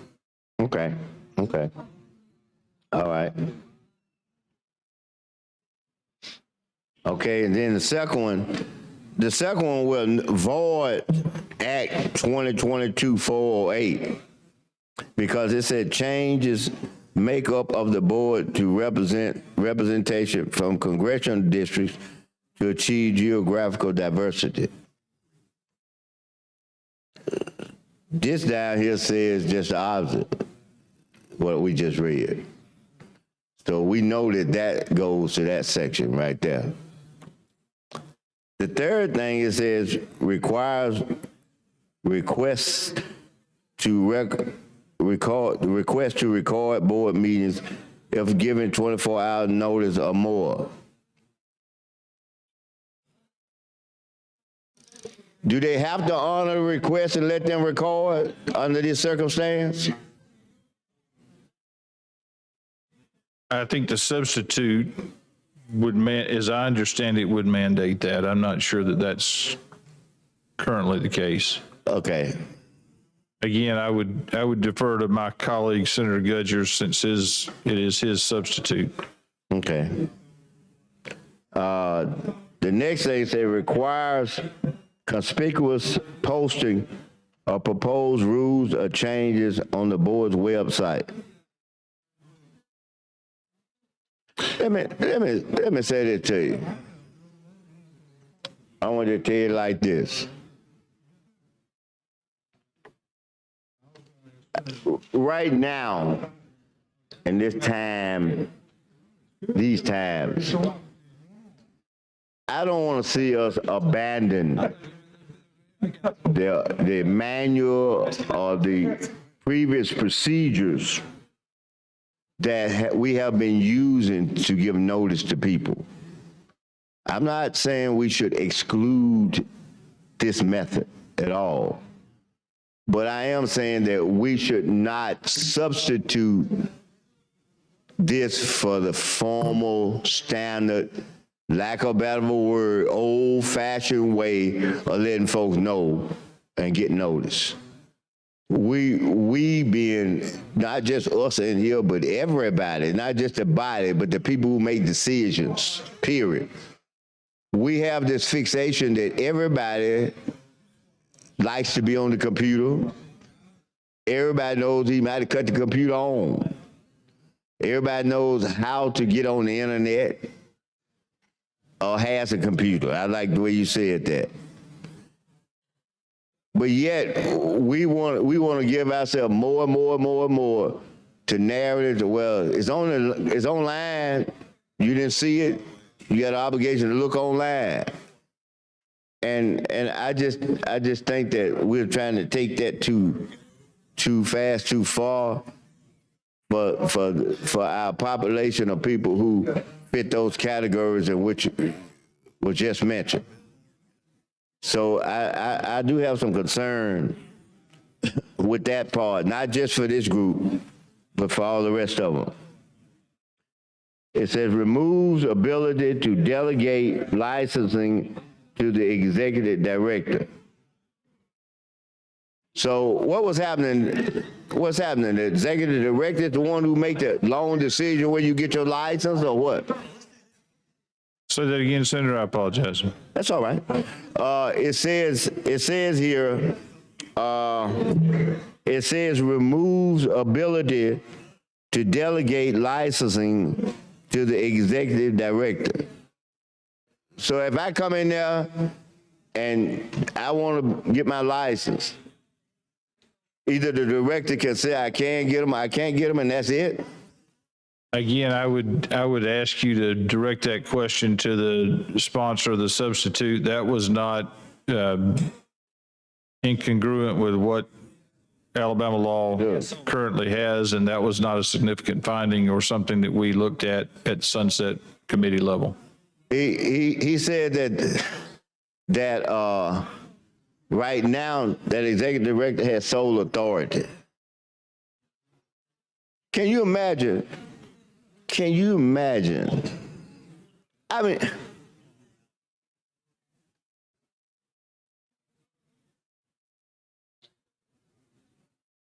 let me say it this way. Hey, I had to think about how I was gonna say that, so I'm gonna shift it over on me. I'm gonna shift it over on me. Do we think? Do we really think? I'm taking the same situation. Do we really think that over the course of, I'm just gonna use this number, 3 different directors, that all 3 of them is gonna be neutral in making a decision on every person that come before them who try to get a license? Now, I ask that question because don't put yourself as the person and whether or not you would be neutral and fair, but base it on your knowledge of other people, whoever that might be. People you know at work, people you may know at church, people you may know socially, what you do, people you may have grown. Just in your cosmic mind, think about all those people and ask yourself, can all those people be totally, is it subjective? Is that the right word, subjective? You know, I always get that subjective, Me too. objective confused. So let's say both. I'm gonna say both of them. Subjective, objective. We'll cover it. Okay, so we know we hit the right one. I believe it's subjective. Me too. But the answer is no. No. No. And you might say, well, you know, why are you saying that way? You were just being so. No, I'll give you one clear example. And I'm gonna give you one of the biggest ones that have played out on TV. And I'm not gonna get into them, you know, none of that. But I'm just giving an example of what I'm saying. Prior to January 6th, a group, included in that group was Black Lives Matter. Prior to that, went to the White House. Discretion. Standing outside of the fence, the big fence, outside of it, it was on TV. The call was made to bring in the National Guard. They lined up all the way across them steps in that Capitol with them automatic guns, with their uniforms on, their little oxygen thing they put on their face, the bulletproof vest and everything. Okay? Now, January 6th, people on the steps, inside the place. All you got is just the crew of the regular little officers at the place. That's the same thing I'm talking about. That's being able to make the subjective decision based on whatever the values and things are. That total inequity in discretion and judgment that existed in them two things, right there, that's the same problem that exists across the board. And you might say, well, Smithman, you're exaggerating. It really ain't like that. It ain't like that.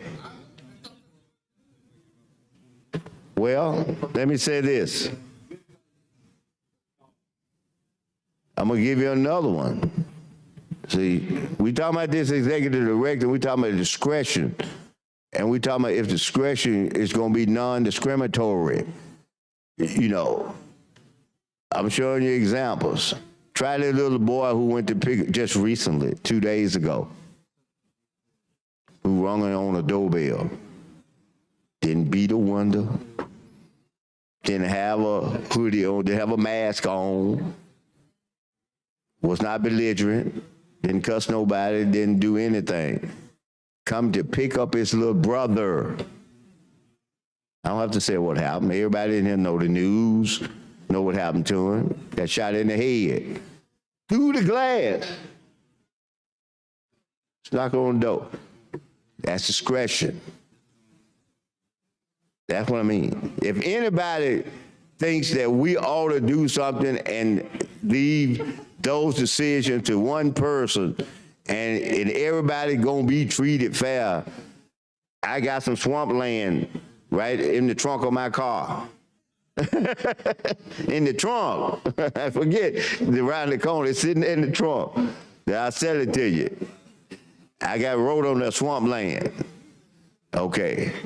I don't know if it's actually swampland or not, but I'm making a point.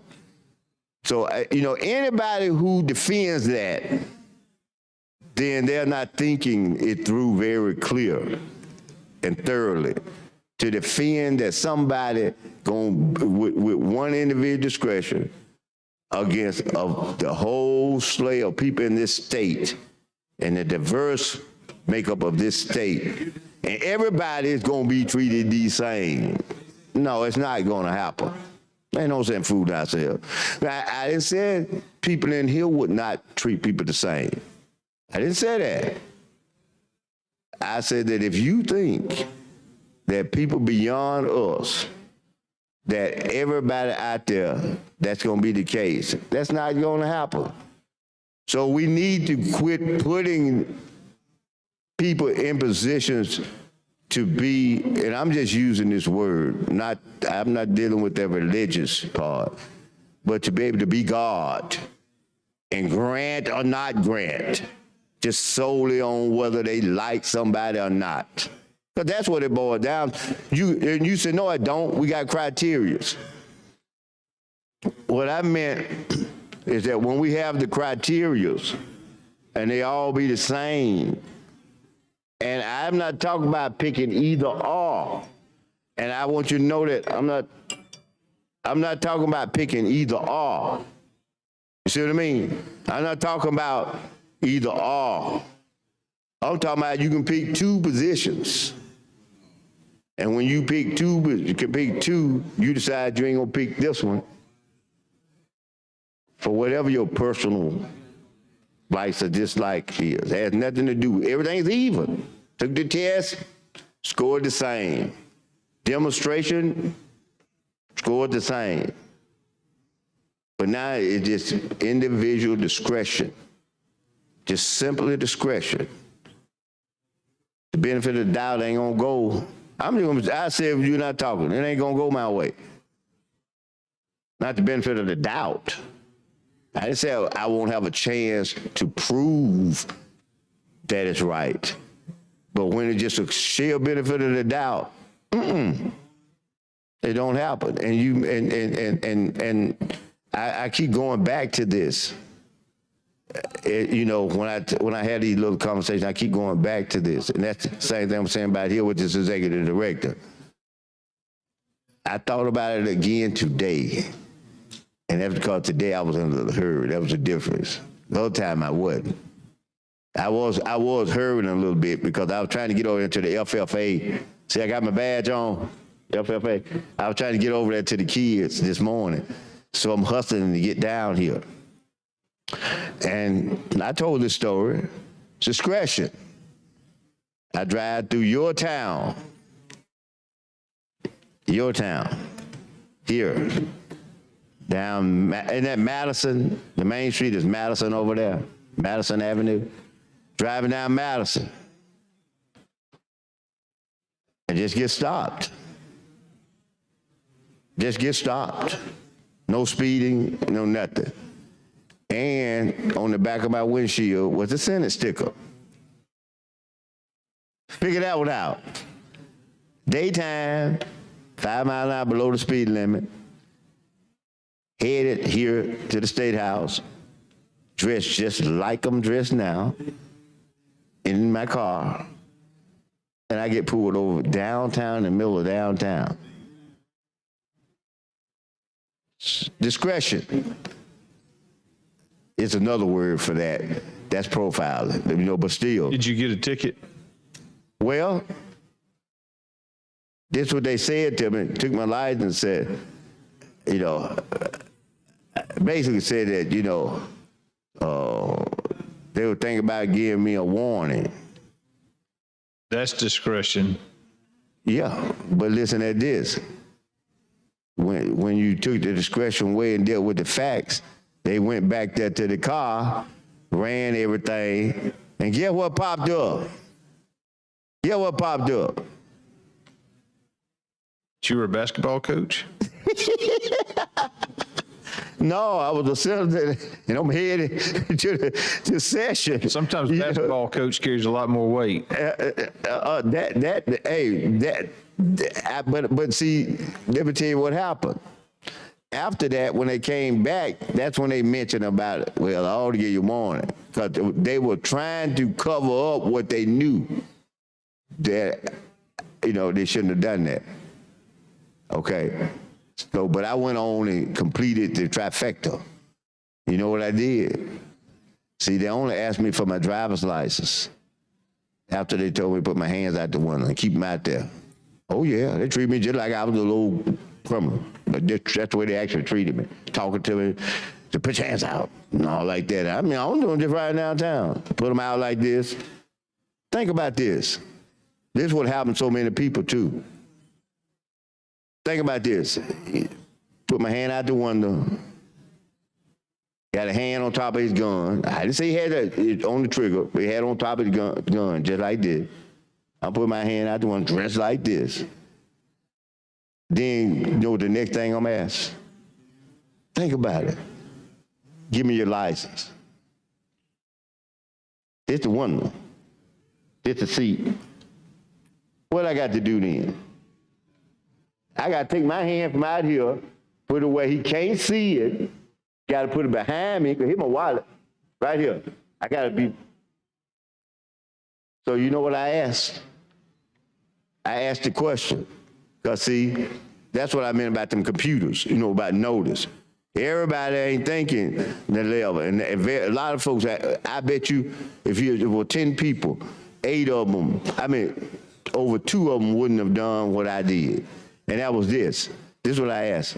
I said, you know, I'm talking to the officer now. I said, you know that I got it, whether you know it or not, something that fact.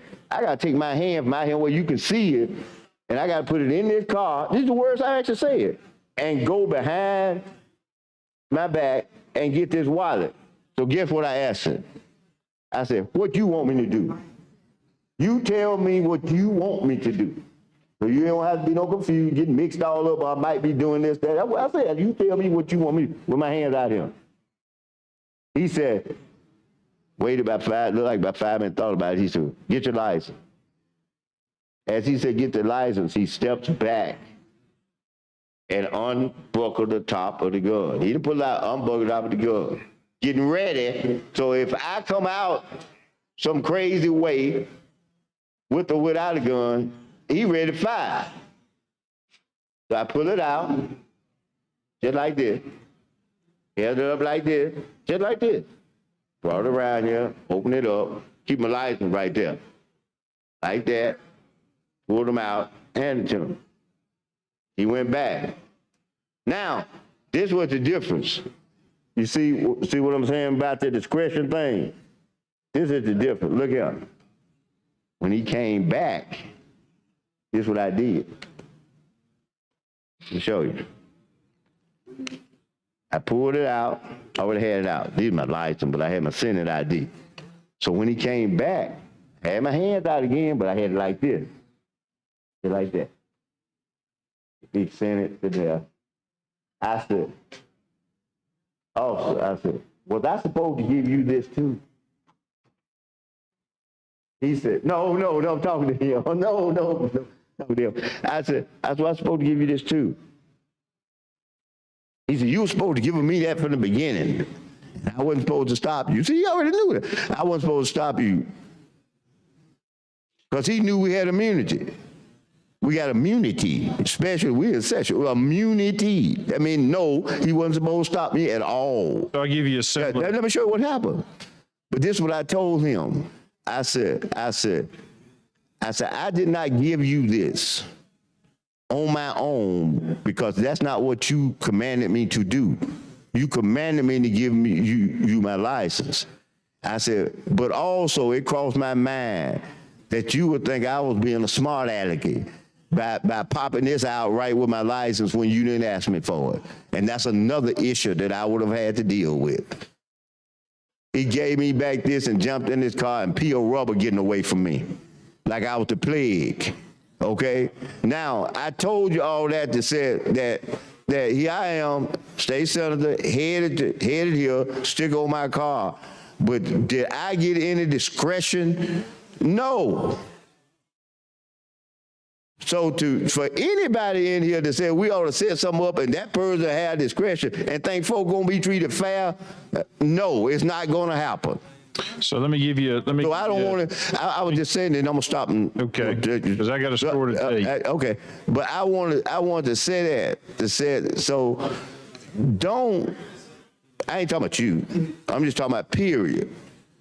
Don't insult these my intelligent by telling me something like that, and you know it ain't true. Not you. You been there. You know it ain't true. Okay. And the most rewarding thing ever happened to me was that we were dealing with an issue similar to this, and I won't call any names, but we were talking about trying to find someone to fill a position. Okay. And I won't call any names. This been years ago. This been about 10 years ago, 12 years ago. And someone walked up to me and told me, said, oh, we can't find no minorities to fill that position. Now, I ain't gonna say what all I said anybody else said. But a year and a half later, I ain't gonna call no names, but I had a CEO of a Fortune 500 company to walk into my office. And you know what he said? Because he was dealing with this too. You know, he was involved in this. And this go back to the opposite of what I just said, and that's the level we got to operate off of. He walked in there and he said, I mean, no appointment. Coming down the street and looked in there and saw me, came in there. He said, I want to talk to you. I said, okay. We sat down and started talking. He said, I'm going to start this conversation off just like this. He was smiling. We were smiling, talking. But I knew what we were going to talk about. He said this. He said, I am not going to, this is a Fortune 500 CEO. He said, I'm not going to insult your intelligence by sitting here telling you in a state where there's 1.5 million black people, we can't find nobody that's qualified. And I said, we ready to get this thing solved now. and we solved it. Okay? That's what I'm saying about this individual discretion of one person to decide whether every 5.5 million people enter that number gets an opportunity to operate in the profession. I think that is totally not just the person. I don't even know this person. This one person might be. You understand what I'm saying? They might be, but we're talking about when they leave, somebody else coming. It ain't no formula that everybody people pick that's going to be that way. All right, Senator, your time has expired. I'd like for the roll call vote. All right, long roll. Yes, sir. All right, Secretary, call the long roll. Mr. Albritton. Mr. Allen. Mr. Barfoot. Mr. Beasley. Mr. Bell. Mr. Butler. Mr. Carnley. Mr. Chambliss. Mr. Chasteen. Ms. Coleman. Ms. Coleman Madison.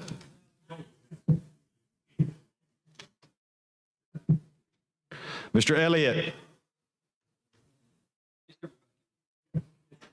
Ms. Figures. Mr. Gavan. Mr. Gudger. Mr. Hatcher. Mr. Hovey. Mr. Jones. Mr. Kelly. Mr. Livingston. Mr. Melson. Mr. Orr. Mr. Price.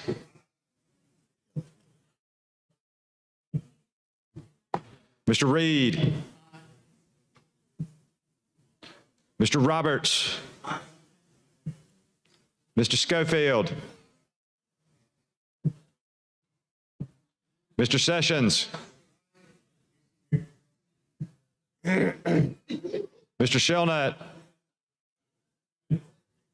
Mr. Singleton.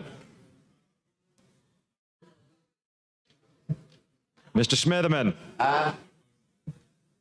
Mr. Stewart. Mr. Stutz. Mr. Wagner. Ms. Weaver. Mr. Williams.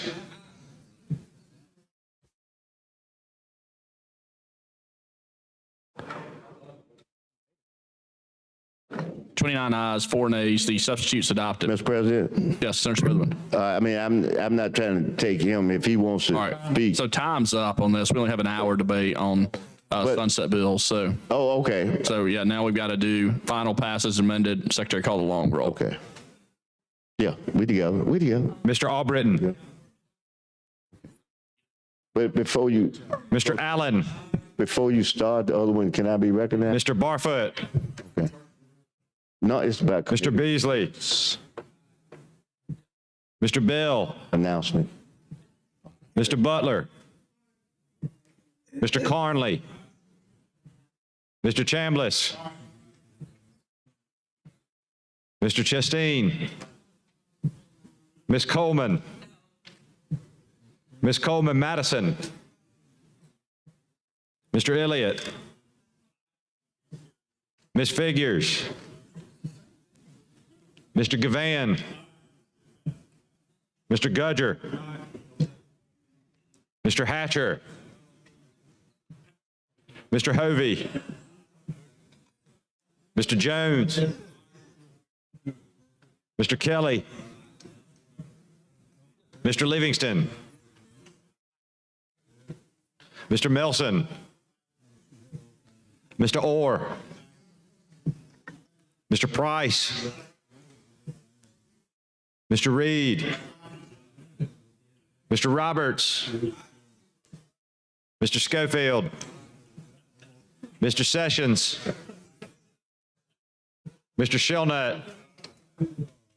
Mr. Singleton. Mr. Smitherman. Mr. Stewart. Mr. Stutz. Mr. Wagner. Ms. Weaver. Mr. Williams.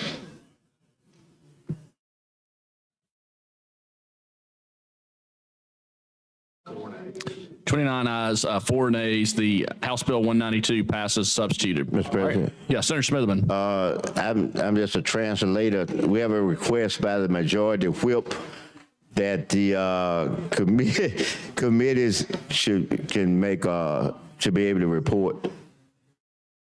That order. Yeah, so we can't take anything since we're on sunset right now. I don't think he wanted to take it now. He was just thought maybe this might have been appropriate to make that request, but it's not to actually take them right now. So you want us to wait to the end to do it? Okay. Yeah, once we finish sunset, then we can move on to any other new business. You hear that, majority whip? Sir. All right. Thanks, Senator Smitherman. Yes, sir. Thank you. All right, Secretary, call the next bill. On page 22 of the calendar, House Bill 193 by Representative Simpson relating to the State Licensing Board for General Contractors. BR pending. Mr. President, Senator Barfoot. I could move for adoption of the BIR using previous rule. Any objection? Hearing none, so ordered. Mr. Albritton. Mr. Williams. 29. 29 ayes, 4 nays. The EBR is adopted. Secretary, call the bill. On page 22 of the calendar, House Bill number 193 relating to the State Board of Licensing for General Contractors by Representative Simpson. Committee amendment pending. Senator Barfoot. Thank you, Mr. President. See my colleague on the other side. I think there was a committee amendment, and I think he's got a motion regarding that committee amendment. Thank you. Senator Orr. Thank you, Mr. President. At this time, I'd move, I understand the committee amendment that was put on has an error in it, so I've got a revised draft of that and would like to move at this time to table the committee amendment using the previous roll. All right. All those in favor say aye. Aye. Any opposed? Committee amendment's tabled. Mr. President, Senator Orr. I have an amendment. All right, Secretary, read and receive the amendment.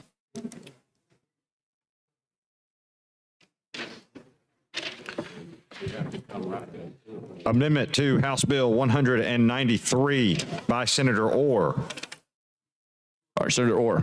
Thank you, Mr. President. Members, this is a amendment, like I said, was put on in committee. The amendment does something that came up in my area. I'll walk you through it really briefly.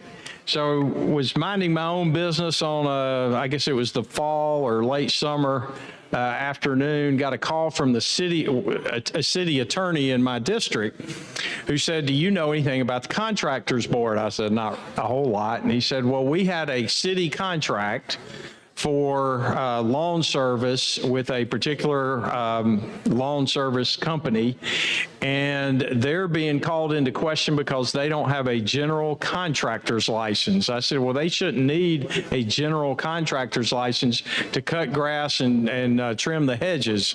He said, well, that's what we're being told, and we called Montgomery, and they said, oh, yes, you do. We, the general contractors, say you do have to have a license for that service. So the city had to terminate its contract, as I understand it, with the lawn care service because they didn't have it. So another vendor who did have a general contractor's license could again come in, charge a lot more, and get the contract with the city. So that flew all over me and really irritated the stew out of me that would happen. So what this amendment does says the General Contractors Board, and I'll quote, an exception to their authority is routine landscape maintenance work that includes cutting grass, trimming, replacing, and removal of bushes, shrubs, or similar items, the placement and removal of pine straw, mulch, bark, and similar ground covers and other routine ground maintenance, that they've got no authority over a group like that. So, Mr. President, You want me to move to adopt? You just talking Yeah, the bill? then I talk. I'd move to adopt the amendment using the previous roll. All right. Do you want to speak to the amendment? Yes, sir. All right. Senator Smotherman. Thank you, Mr. President. Mr. Chairman, we'll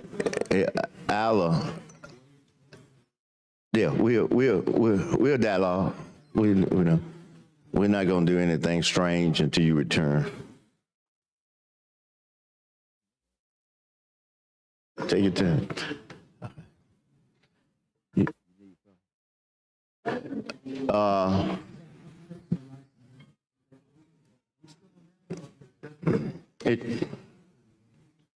They're general contractors. No, I was just saying because Oh. we still got occupational. Yeah, that's what they need up there. Yeah, with the right one. I know, that's right. Just want to make sure you're going. Thank you, Matt Perrine. Okay, so this is the license and board of general contractors. You know, then we have a bill. I had to look over there and see my colleague standing up there. Didn't we have a bill dealing with this, dealing with the general contractors and the subcontractors? Yeah, he had the bill. Yeah, he had the bill. Where is he? Is he in there? What did it do? It was something. Oh yeah, on the indemnification. That's what it was. Yeah. Okay. Yeah. Okay. Now, are you familiar with these guys? Have you ever been one of these general contractors? It's equivocal to me. Oh, okay. Well, this let me see. It was established in 1935 to license and regulate the practice of contracting for commercial and industrial construction, costing more than $50,000.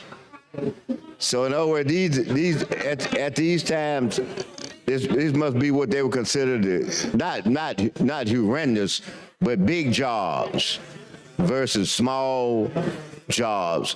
And it seemed like to me, I can remember, I'm not saying I'm right, but it seemed like to me, this figure used to be $25,000. And I want to think, I'm trying to think which senator it was that came in, and it may have been Senator Henry Mitchell, but it came in to raise this to $50,000 because we was talking about the necessity to have to bid it out, and they were saying that $25,000 was too low, that subs ought to be able to come in and get this work under a general contractor for the amount up to $50,000 without having to go through the process, the general contract. It was something like that that stuck with my mind about that. But one of the things about this is that one of the issues that come up from time to time is issues that related to indemnification. You know, it comes up as issues among the parties. See, I told you I'm gonna be, I told you I'm gonna find that nexus. I just found it in this one here. Because when you have these conflicts as it relates to both parties, then you have to have a means of solving and resolving these conflicts that come up between the general contractors and the subcontractors. In order to do that, you have to have judges. So I had to figure out how I could pull that into this conversation, but you got to have judges. So if you look on your desks, you'll be able to see the report from the Committee on Reallocation. And they talk about the number of judges that's needed in the state. And the magical thing that it does in that report, that's why I put one on everybody's desk so you can see for yourself. And the magical thing about that is that for 5.3 $5 million. $5,350,000. We can supply every one of y'all with the judges that you need. That report sets out how many you need in your area. And all it takes is $5,350,000 one time. And everybody's got judges they need all over the state. Think about that one time. Because the courts is a money maker. They're gonna make more money than that for the eternity that the position lists the first or second year that you've just, not you, but all of us, you being you, put in there just to make sure that the position is there. It's nothing, listen at this. And I'll accept if I'm wrong, okay?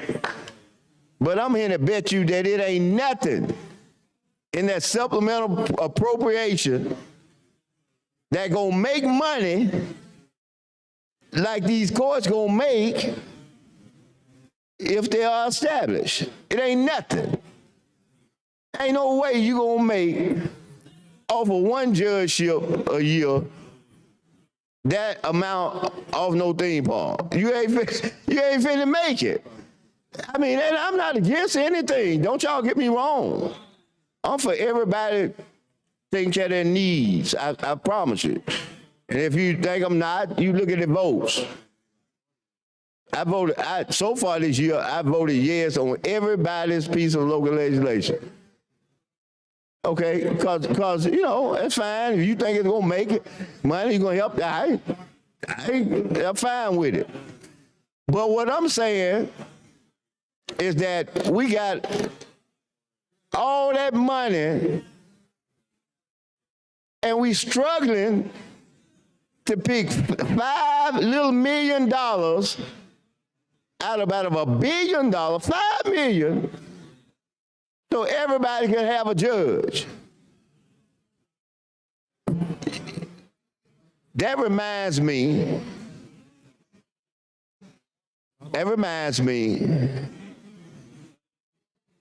of a barber shop. And the barber shop. And the barber shop's got to have clippers. They've got to have electricity. They've got to have a sink. They've got to have a seat.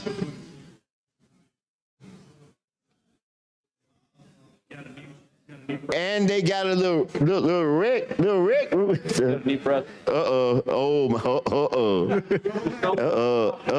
ain't gonna stop. I ain't gonna recognize the president. Because see, I might not get to talk no more.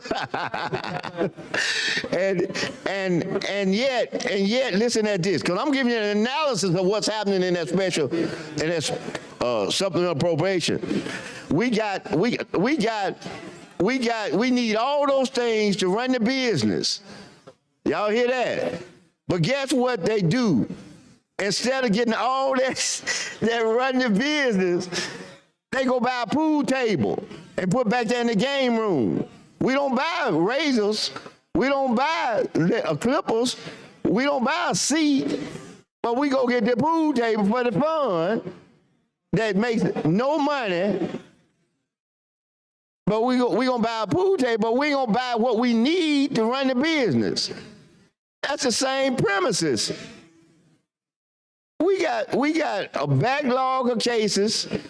We got citizens who can't get to court. We got cases that's normally heard in 8 months. Now they're not heard for 2 and 3 years. Remember I told you, I'm in a case right now, 2018. Had a trial Friday, the 3rd day.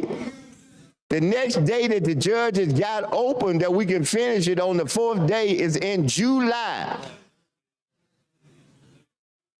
Oh yeah, we need judges too, by the way. That report can tell you all they want to. Where we need them because they ain't counting ours right. I mean, I ain't faulting nobody, but it's not apples and oranges. But that's not, I'm not here speaking for me and my, because all I need is one. I don't need a bunch of them. I just one. But I'm not speaking for my need. And this 12 does not include anything for Jefferson. Let everybody understand that. Hey, I know you can't believe that, but yes, I'm speaking for y'all. I'm speaking for everybody in here but Jefferson. That's what I'm just trying to tell everybody. I can't understand. That's why I gave you the report, to show you it don't take but $5,350,000 to all 34 of you all can be situated with the judges that you need. I'd hope that you all would look closely at this without suffering year in and year out, not having the necessary judges y'all need. Because it don't take that much to do it. $5 million in the scheme of things here is really not a lot of money. That could be equivocal because there's some cases I don't want the judge to hear. Well, Let me tell you, I'm going to tell you something good. See, the chairman didn't tell you this, but he know this. He didn't tell you that, but he know, but I'm going to tell it to you.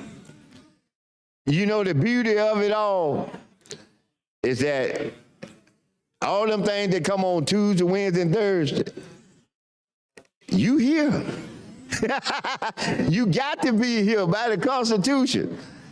In fact, the person sitting in the chair, pick up that little phone right there, but she'll probably have him do it.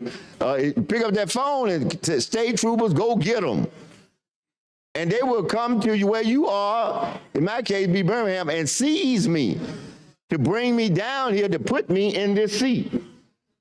They have that power to do that. So that's why you got it made on Tuesday, Wednesday, and Thursday. Now you're in a whole different world now. And that's good. Use that. Yeah, that's right. That's right. That's right. So I would like for y'all to look closely at that, and let's join together, see how we can come up with $5 million so all y'all can get your judges. I'm with you. I'm with you when you ain't even with yourself. I just want y'all to know that. I'm with you. All right. I'm with y'all. And you know what? I keep saying it because I can look at some of my colleagues' faces. It's a shock because it just now hit them a few minutes ago that, hey, Smithman is trying to help me. You know, that's what I mean. That they really am. And they finally realize when they look at that report and say, hey, because we ain't on the report. There ain't nothing about Jefferson on that report. Nothing. So that's why I say, I'm trying to help y'all for real. I mean, out of my heart, I'm trying to help y'all. You know, now it is a little interest, you know, because as an attorney, we all we have this phrase, have case will travel. We'll go anywhere the case now. It can be Mobile, it can be Dothan, anywhere you want to go, we will go. You know, so not like I won't see you or something in your district, because I'm planning on being up in there, you know, working. That's right. Yeah, but that's what we got to do. I'm going to tell y'all another thing like this happened. Contractors, the nexus to build bridges and highways, what you have to have, among things, general contractors. Okay? Now, I've been fortunate. I say it this way because I'm very appreciative. Let me say that first. I've been blessed and fortunate that you all have allowed me to be on the Joint Transportation Committee. I was in committee meeting. I was pulling for the little areas small areas, because we had passed something that said that in order for you to get, it was a certain type of grant, for some improvements, that you had to have a little matching money. Well, some of these cities, they can't even make it off what they got. And you talking about getting some extra money to match something. So I'm up saying that unless they come to a certain level, then they don't have any bootstraps. So how are we gonna tell them to tighten up their bootstraps and bring some money for like a copay? You know, like when you go to the doctor, it is not as much near as a bill, but a copay. That's what they want these cities to do. So I'm sitting up there arguing for these cities. Where Mobile at? Where Mobile? I'm even up there arguing for Mobile to get the big bridge. You know, they want that big old bridge. Is that for Mardi Gras? Yeah, whatever the bridge. So I'm trying to argue for them, get a bridge, because I be down there a lot. You know, my granddaughter's it go to South Alabama, so I know how horrendous that is, what they trying to do. They really need it. So, yeah, I think it's in the I think that's it. So I'm up there, well, this particular person who's downstairs, won't call no name, I said she's a female, I put it that way, leave it there. Got up and said, what you mean? You know, you sitting there, tried to insinuate that I was trying to be a little self-serving and looking out just for my area. And guess what? One of the people stood up in there, and this is what they said. And it finally dawned on everybody, just like it's now dawning on y'all, that I'm trying to help y'all get judges. It ain't nothing about me. I'm trying to help y'all. But it dawned on them when that person got up and said, have you been up in Birmingham? And the person said, no. Said, well, you need to go up in Birmingham. And they said, why? Because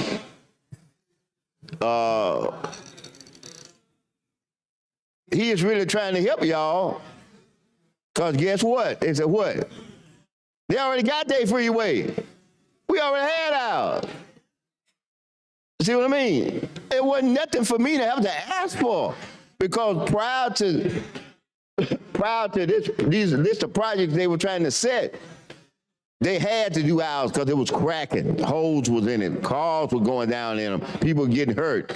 So they had already done ours. Then the little representative felt bad. They dropped their little head and sat down because they realized that they were wrong. I actually was trying to help them. So that's the way it is in here with y'all. I'm trying to help you get your judges. I need y'all help. I need your help. I need your help. Help me get $5,350,000, and every one of y'all got your district and circuit judges made. Now let me move back over here to the contractor. A little closer to it. All right, now this talks about members and selection. 5 members appointed by the governor. 5-year staggered terms, and their terms expire December 31st. It's pretty soon. That's right. Be here before we know it. You know what? Let me tell you something. It's frightening. What you just said is frightening. You know what? Time passing so fast that it's frightening. And I've gotten to where now I just try to enjoy every day to get the fullest out of that day. Because, you blink your eye one time, 5 years gone. You blink it twice, 10. Blink it 4 times, 20 years gone. And you wondering where time went, what happened. It seemed like it was, this is a favorite phrase, it seemed like it was yesterday. And the one equivocal issue with Christmas, if you don't get your wife anything, what happens? Listen, you gonna be in, around, and under the doghouse with a lock on the door. You are not coming out. Now, I could say it a different way. And I'm gonna say it like this. I'm just gonna say it one. I probably shouldn't say this, but I'm gonna say it anyway. You said what happened? I'm gonna tell you what happened. It's called the alphabet B as in boy and T as in train. You get the BT treatment. Okay? And you know what that means? You know what the BT treatment is? I'm scared to ask. When I tell you what it is, you'll see why you're scared to ask. BT is the back treatment. Back treatment. You know what that is, don't you? Somebody turn their back to you and go to sleep. The back treatment. That's what you get. You don't bring no crippled present. You gonna get a big back. That's what you gonna see. I already get that. Not just you, everybody. You gonna get that back treatment. That's what you gonna get.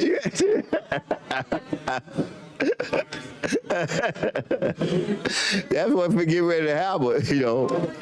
But also, let's see. Let me see now. Oh, and they make these folks be qualified. They say you must be a resident of Alabama, but listen at this.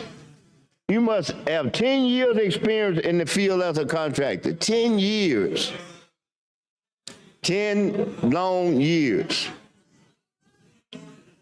10 years. You know, that's one of the things that we looked at when it came to judges. It used to be just a little 3 years. I think it's 5 now. You have to be out there practicing, but you just be 3 years, man. Somebody get their little tongue wet and they ready to be a judge. That ain't even practice. Don't even know what's going on out there. Not really. You know what I'm saying? They don't know. And then now they sitting there making decisions. See, so I see why they got 10 years on here for the people who are the contractors. It's at least one member should have a larger part of his or her business, the construction of highways. Okay, so you got a highway person on here. At least one member shall have as a larger part of his or her business construction of public utilities. So you got a public utility contract on there. At least one member shall have as a large part of his or her business the construction of buildings. At least one member shall have as a large part of his or her business the performance of construction work as a subcontractor. At least one member should have as large part of his or her business construction of highways. So they got some of everybody on there in the different areas. And let's see what we got here. Let's see.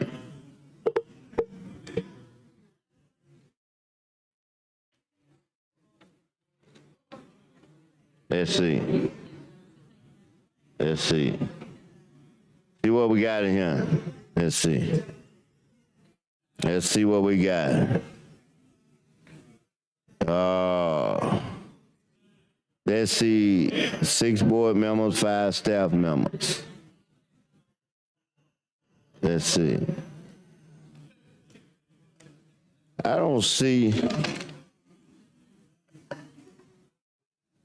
Okay. All right. Now, it says that members will receive $200 per day for attending sessions of the board or its committee and for time spent in necessary travel and attending meetings of the board or its committees. Members are reimbursed necessary travel expenses at the same rate provided for state employees. All right, now,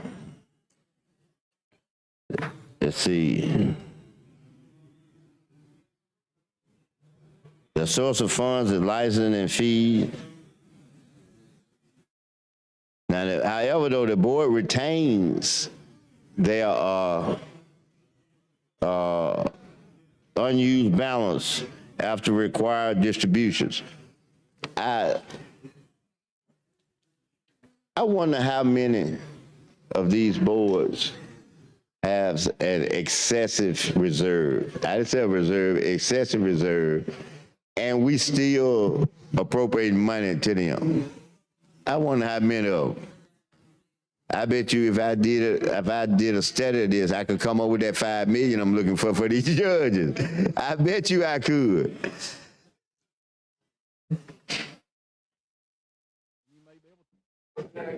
And you may be able to. I don't know that we really know what's going on with these boards, and I think that's part of the issue here today.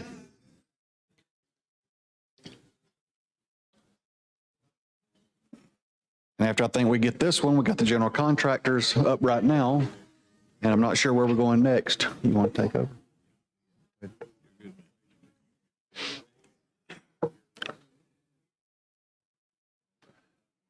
So, Madam President, we're on, I guess, HB 193, still on the amendment offered by Senator Orr, and there's a motion to adopt. I know my colleague, Senator Bell, had been dialoguing with Senator Smitherman, engaged in another conversation now, but I see Senator Singleton, and be happy to dialogue with him. Madam President.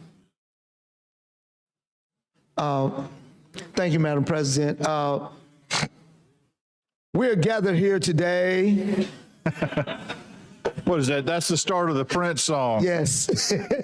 Yes. Get through this thing called life. 1999. Yeah. Yeah. Great album. Man, that was a great album, wasn't it? Whole thing. That was an awesome album. Actually, the album before that was even very, very good. I think it was Controversy was. Controversy was it. Controversy. I won't try singing, but I think you got it. But there are no controversies in this bill, I don't believe. Well, we can find some controversies in these bills. Now, you know that in all of them, we can find some controversy. You know, I'm going to tell you what was interesting to me about 1999, that album. I remember being in college, right? And we had a dance, we had a party, and we were out. And the first time I heard that song, that I kind of paid attention to what it was doing, and I realized that I was on the floor, and you know, Prince goes straight into the Lord's Prayer in that song. And he says the Lord's prayers throughout. So I'm on the floor and I'm just dancing. I started to stop and say, man, I'm out here dancing to the Lord's Prayer. And I walked off the floor and didn't realize that, you know, until I just listened to the song very closely. So it was a real controversial album, you know. So I got a question for you. You were in college? I think I was 11 years old. You was 11 years old? Wow, I'm 61. I'm 51, so that's about right then. 61. Did you have some moves? I had some moves. I still got some moves. I hear you. You might be able to show some of those moves off on the baseball diamond tomorrow. I will. You got a victory dance plan? I got one called hamstring. Hamstring pull. Like, yeah. Oh, I got a victory dance for us. And you know, and actually, it's gonna be an exciting day tomorrow to go out and beat the house again. It's really gonna be a great day. I understand. I mean, this is the second one that we've had since I've been in the Senate, and we're 1-0. That's all it be. That's all it take, baby. Looking to be 2-0. 1-0. Until we get beat, we're the champ. That's exactly right. Until we get beat, we're the champ. I was a pretty good water boy last year. I expect I'll do a good job being a water boy this year too. Right. So we find ourselves out here tomorrow. I think the House had a practice game last week to where they played each other, and they had a few little injuries in the little scrimmage game, and some of them now want to claim, well, we had injuries and we kind of hurt. Well, we didn't tell y'all to go play that game. Sounds like a personal decision, wasn't it? What's that Latin word is in the law? We take you as you are? Yeah. Is it res ipsa? Yeah, res ipsa locutus? Loquitur. Yeah, res ipsa. My Latin. The res ipsa. The Latin word res ipsa. We take you as you are. Or is that the thing speaks for itself? Oh, yeah. No, the res ipsa thing speaks for itself. But we take you as you are. We got you. Well, however you come, we got you. So just because you come with a limp, if you get on the field, we're going to beat you with the limp. Yeah. So if you don't want to be beat, don't get on the field with your limp. They knew the time and location of, they chose to go through practice, and Senator Smitherman made a comment earlier about he didn't take too many practice swings because he's only got so many swings in him. That's what I said about when I go play golf with them. You know, they were, when do you want to go to the range? Yes, man, I ain't got but so many swings. I can't use them all up on the range. Because when I'm on the range, man, I hit the ball just straight. I can hit my target. But when I get out there and start looking at them and say, well, the ball got to go a left hook. It's gonna be a dog leg left around the corner. Now you got to sit there and try to. And I'm like, man, I ain't got no draw in me. I'm just gonna hit the ball and let it go where it goes. I took a golf class in college. Did you? It was pretty decent. Hadn't played in a long time. I say decent. Listen, I wasn't good. I got you. People didn't make fun of me. I'll put it that way. I get out there now, they'd make fun of me. So you did good. You know, or maybe they were just feeling sorry for you. that might be. Okay. I had a good time. Well, that's what matters, sir. Yes. That you had yourself a good time. All right?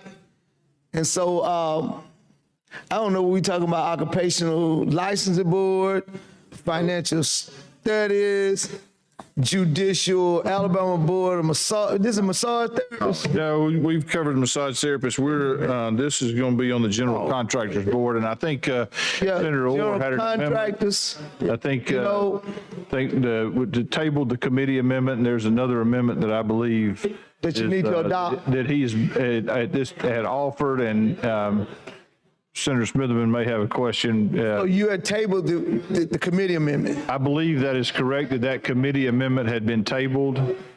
That is correct. Okay. So now we're on the amendment that he's offered on the floor. So it's a floor amendment? That's correct. We trying to move to adopt the floor amendment? I believe that's correct. I got you. Well, I would like to yield to the gentleman from Jefferson, Madam President. Thank you. The gentleman is recognized. Thank you, Madam President.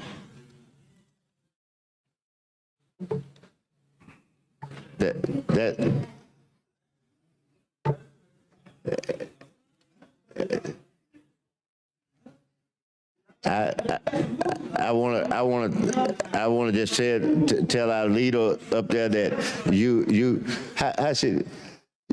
practice what you preach. You practice what you preach.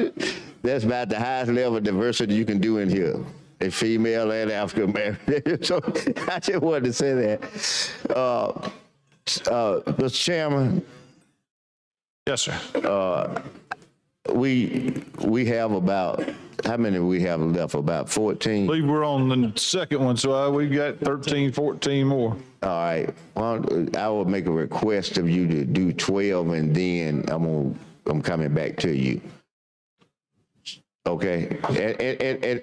And I'll tell you why. I'll tell you why I said that, because I am aware of what we have to do, what we have to try to do, and that is ultimately we trying to get the Thursday to the incentive bills, and we can't do nothing long we got these right here. I mean, I've been long enough to understand the process to that level that we can't get there if we don't get past this, so.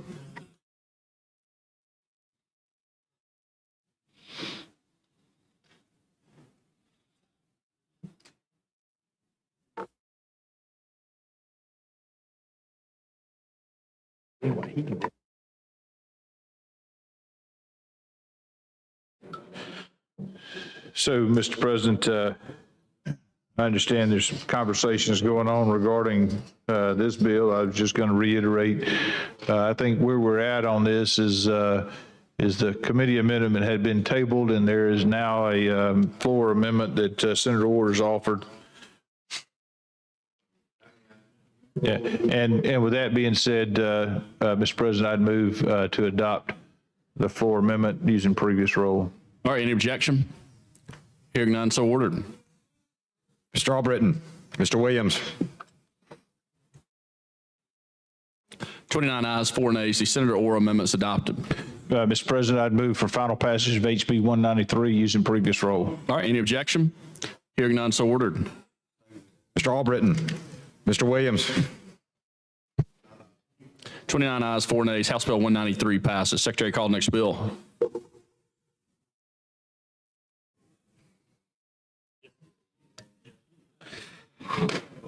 On page 20 of the calendar, House Bill 194 by Representative Simpson relating to the on-site wastewater board.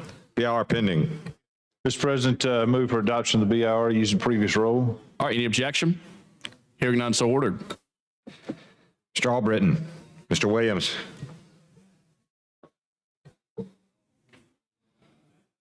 29 ayes, 4 nays. The BR is adopted. Secretary, call the bill.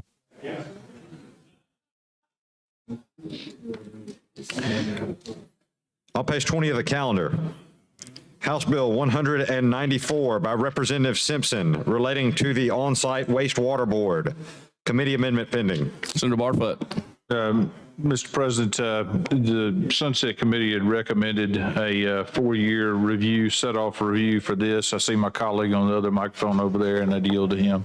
Mr. President. Senator Elliott. The committee amendment takes the extension of this board from 4 years to 1, and that is the only change in the committee amendment. And I move we adopt the committee amendment using previous roll without objection. Any objection? Hearing none, so ordered. Mr. Albritton, Mr. Williams,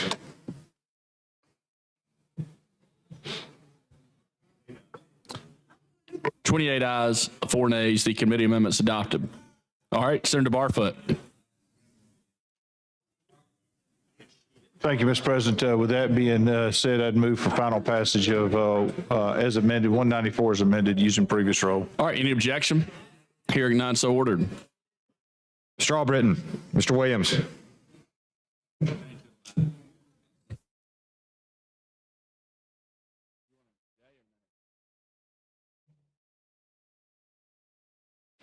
(30 ayes, 3 nays). House Bill 194 passes amended. Secretary, call next bill.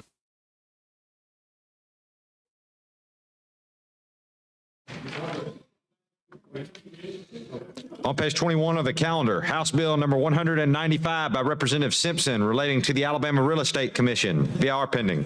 Senator Barfoot. Thank you, Mr. President. Move for adoption of the BIR using previous roll. Any objection? Hearing none, so ordered. Mr. Albritton, Mr. Williams, 30 ayes, 3 nays. The BR is adopted. Secretary, call the bill.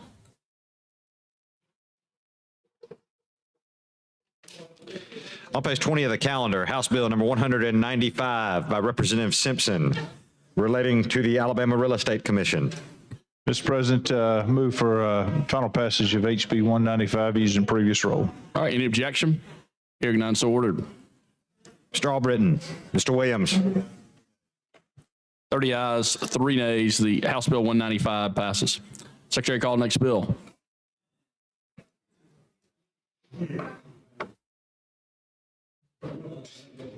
on page 21 of the calendar, House Bill number 196 by Representative Simpson relating to the Alabama Professional Bail Bonding Board. BR pending. Senator Barfoot. Mr. President, move for adoption of the BIR using previous roll. All right, any objection? Hearing none, so ordered. Mr. Albritton, Mr. Williams, 30 ayes, 3 nays. The BR is adopted. Secretary, call the bill. on page 21 of the calendar, House Bill 196 by Representative Simpson relating to the Alabama Professional Bail Bonding Board. Committee amendment pending. Mr. President, the Sunset Committee recommended a 2-year review of this board. That I see my colleague across the way. I yield to him for dialogue. All right, Senator Gudger. Thank you. I believe we had a committee amendment also on this bill. We're on the committee amendment right now. That's perfect. Anyway, any dialogue, or if not, I'd like to move for a passage of the amendment on this particular bill using previous roll without objection. Any objection? All right, hearing none, so ordered. Mr. Albritton, Mr. Williams,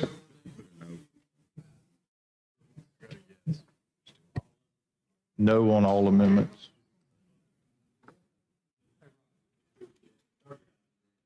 30 ayes, 3 nays. The committee amendment is adopted.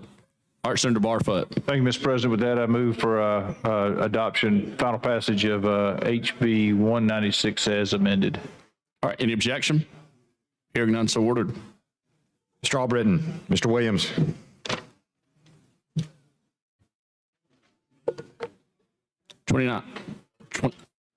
31 ayes, 2 nays. House Bill 196 passed amended. Thanks, Senator Gudger. Senator Barfoot. Secretary called next bill.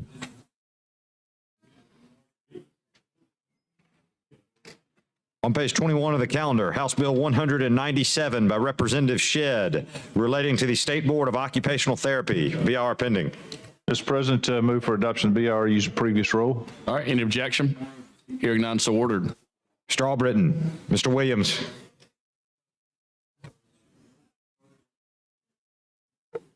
31 ayes, 2 nays. The BR is adopted. Secretary, call the bill.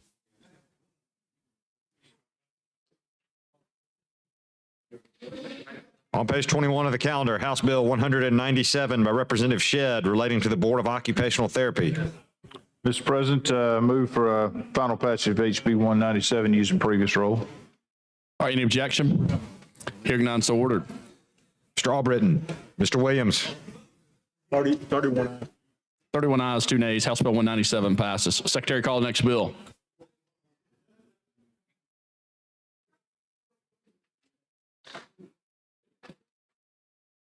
On page 11 of the calendar, House Bill 198 by Representative Shedd relating to the licensure for professional engineers and land surveyors. Mr. President, move for adoption of the BR using previous rule. All right, any objection? Hearing none, so ordered. Mr. Albritton, Mr. Williams. 31 ayes, 2 nays. The BR is adopted. Secretary, call the bill.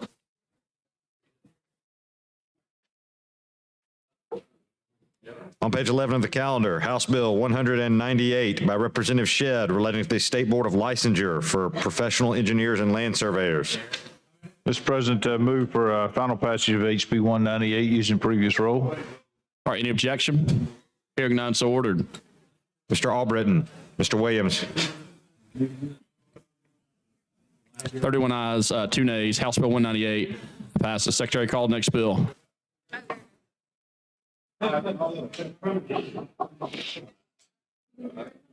On page 22 of the calendar, House Bill 199 by Representative Shedd relating to the Alabama Security Regulatory Board. BR pending.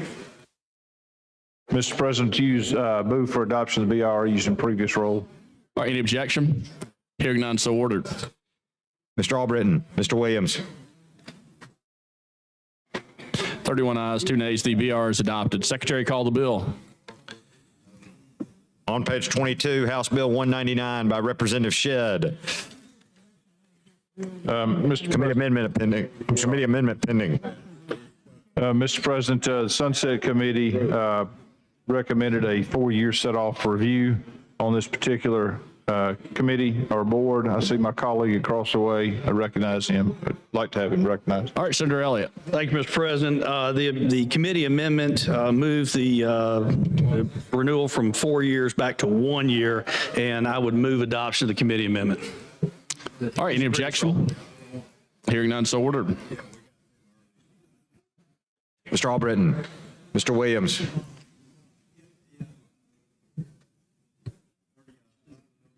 30 ayes, 3 nays. The committee amendment's adopted. Senator Barfoot. Mr. President, I'd like to move for final passage of HB 199 using previous rule as amended. All right, any objection? Hearing none, so ordered. Mr. Albritton, Mr. Williams. 31 ayes, 2 nays. House Bill 199 passes amended. Secretary, call the next bill.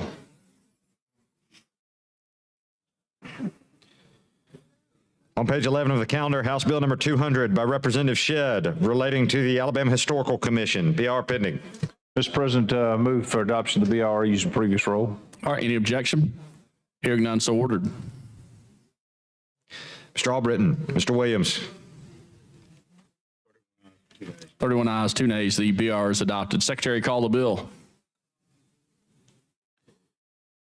On page 11 of the calendar, House Bill number 200 by Representative Shedd relating to the Alabama Historical Commission. Mr. President, move for final passage of HB 200 using previous roll. All right, any objection? Hearing none, so ordered. Mr. Albritton, Mr. Williams. 31 ayes, 2 nays. House Bill 200 passes. Secretary, call the next bill.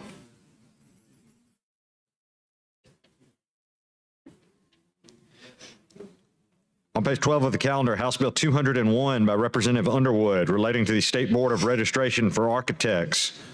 BR pending. Senator Barfoot. Mr. President, move for adoption of the BR using previous roll. Any objection? Hearing none, so ordered. Mr. Albritton, Mr. Williams. 31 ayes, 2 nays. The BR is adopted. Secretary, call the bill. On page 11 of the calendar, House Bill 201 by Representative Underwood relating to the State Board of Registration of Architects. Mr. President, move for final passage of HB 201 using previous roll. All right, any objection? Hearing none, so ordered. Mr. Albritton, Mr. Williams. 31 ayes, 2 nays. House Bill 201 passes. Secretary, call the next bill. On page 19 of the calendar, House Bill 202 by Representative Underwood relating to the Polygraph Examiners Board. BR pending. Mr. President, move for adoption of the BR using previous roll. All right, any objection? Hearing none, so ordered. Mr. Albritton, Mr. Williams. 31 ayes, 2 nays. The BR is adopted. Secretary, call the bill. On page 19 of the calendar, House Bill 202 relating to the Polygraph Examiners Board. Mr. President, move for adoption of HB 202 using previous roll. All right, any objection? Hearing none, so ordered. Mr. Albritton, Mr. Williams. 31 ayes, 2 nays. House Bill 202 passes. Secretary, call the next bill. On page 12 of the calendar, House Bill 203 by Representative Pringle relating to the Board of Examiners on admission to the State Bar. BR pending. Mr. President, you move for adoption of BR using previous roll. All right, any objection? Hearing none, so ordered. Mr. Albritton, Mr. Williams. 31 ayes, 2 nays. The BR is adopted. Secretary, call the bill. On page 12 of the calendar, House Bill 203 by Representative Pringle relating to the Alabama State Bar. Mr. President, move for final passage of HB 203 using previous roll. All right, any objection? Hearing none, so ordered. Mr. Albritton, Mr. Williams. 31 ayes, 2 nays. House Bill 203 passes. Secretary, call the next bill. On page 19 of the calendar, House Bill 204 by Representative Pringle relating to the Alabama Construction Recruitment Institute. BR pending. Mr. President, move for adoption of the BR using previous roll. All right, any objection? Hearing none, so ordered. Mr. Albritton, Mr. Williams. 31 ayes, 2 nays. The BR is adopted. Secretary, call the bill. On page 19 of the calendar, House Bill 204 by Representative Pringle relating to the Alabama Construction Recruitment Institute. Mr. President, move for final passage of HB 204 using previous roll. All right, any objection? Hearing none, so ordered. Mr. Albritton, Mr. Williams. 31 ayes, 2 nays. House Bill 204 passes. Secretary, call the next bill.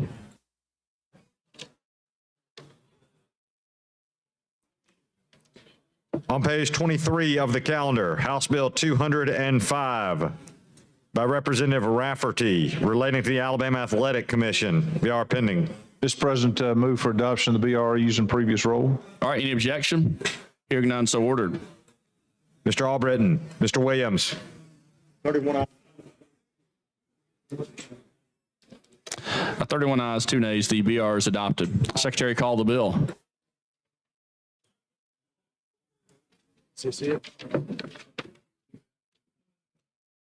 On page 23 of the calendar, House Bill 205 by Representative Rafferty relating to the Alabama Athletic Commission. Committee amendment pending.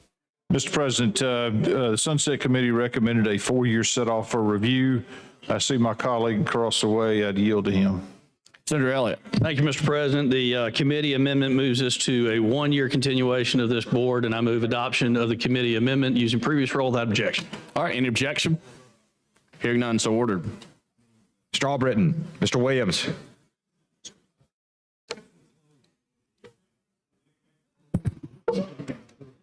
Thirty ayes, three nays. The committee amendments adopted. All right, Senator Barfoot. Mr. President, with that, I'd move for adoption of HB 205 as amended using previous rule. All right, any objection? Hearing none, so ordered. Mr. Albritton, Mr. Williams.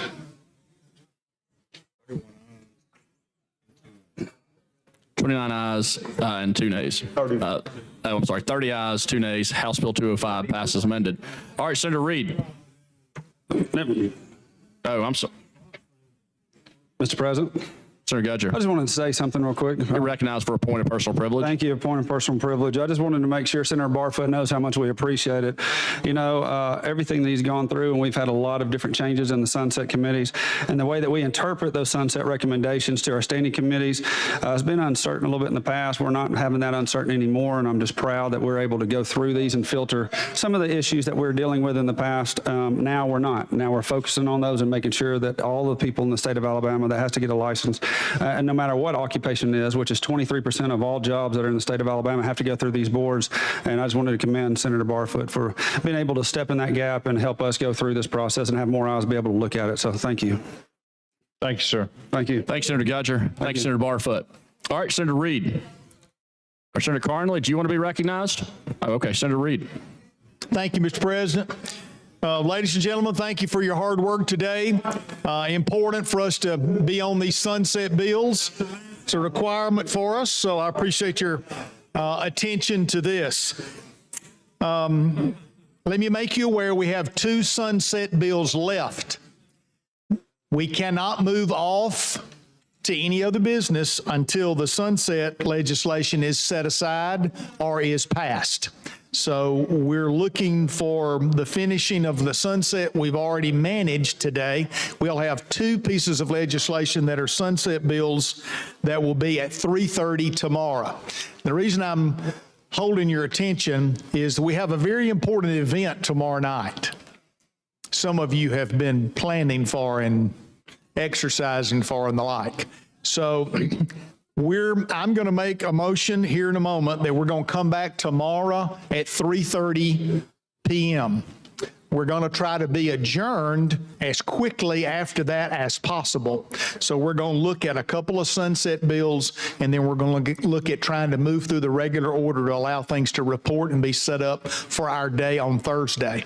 And then do that quickly enough that everyone is able to meet their obligations tomorrow night. So just wanted to give you that word so you were aware of kind of what the schedule is going to be for tomorrow. A lot of committee action tomorrow.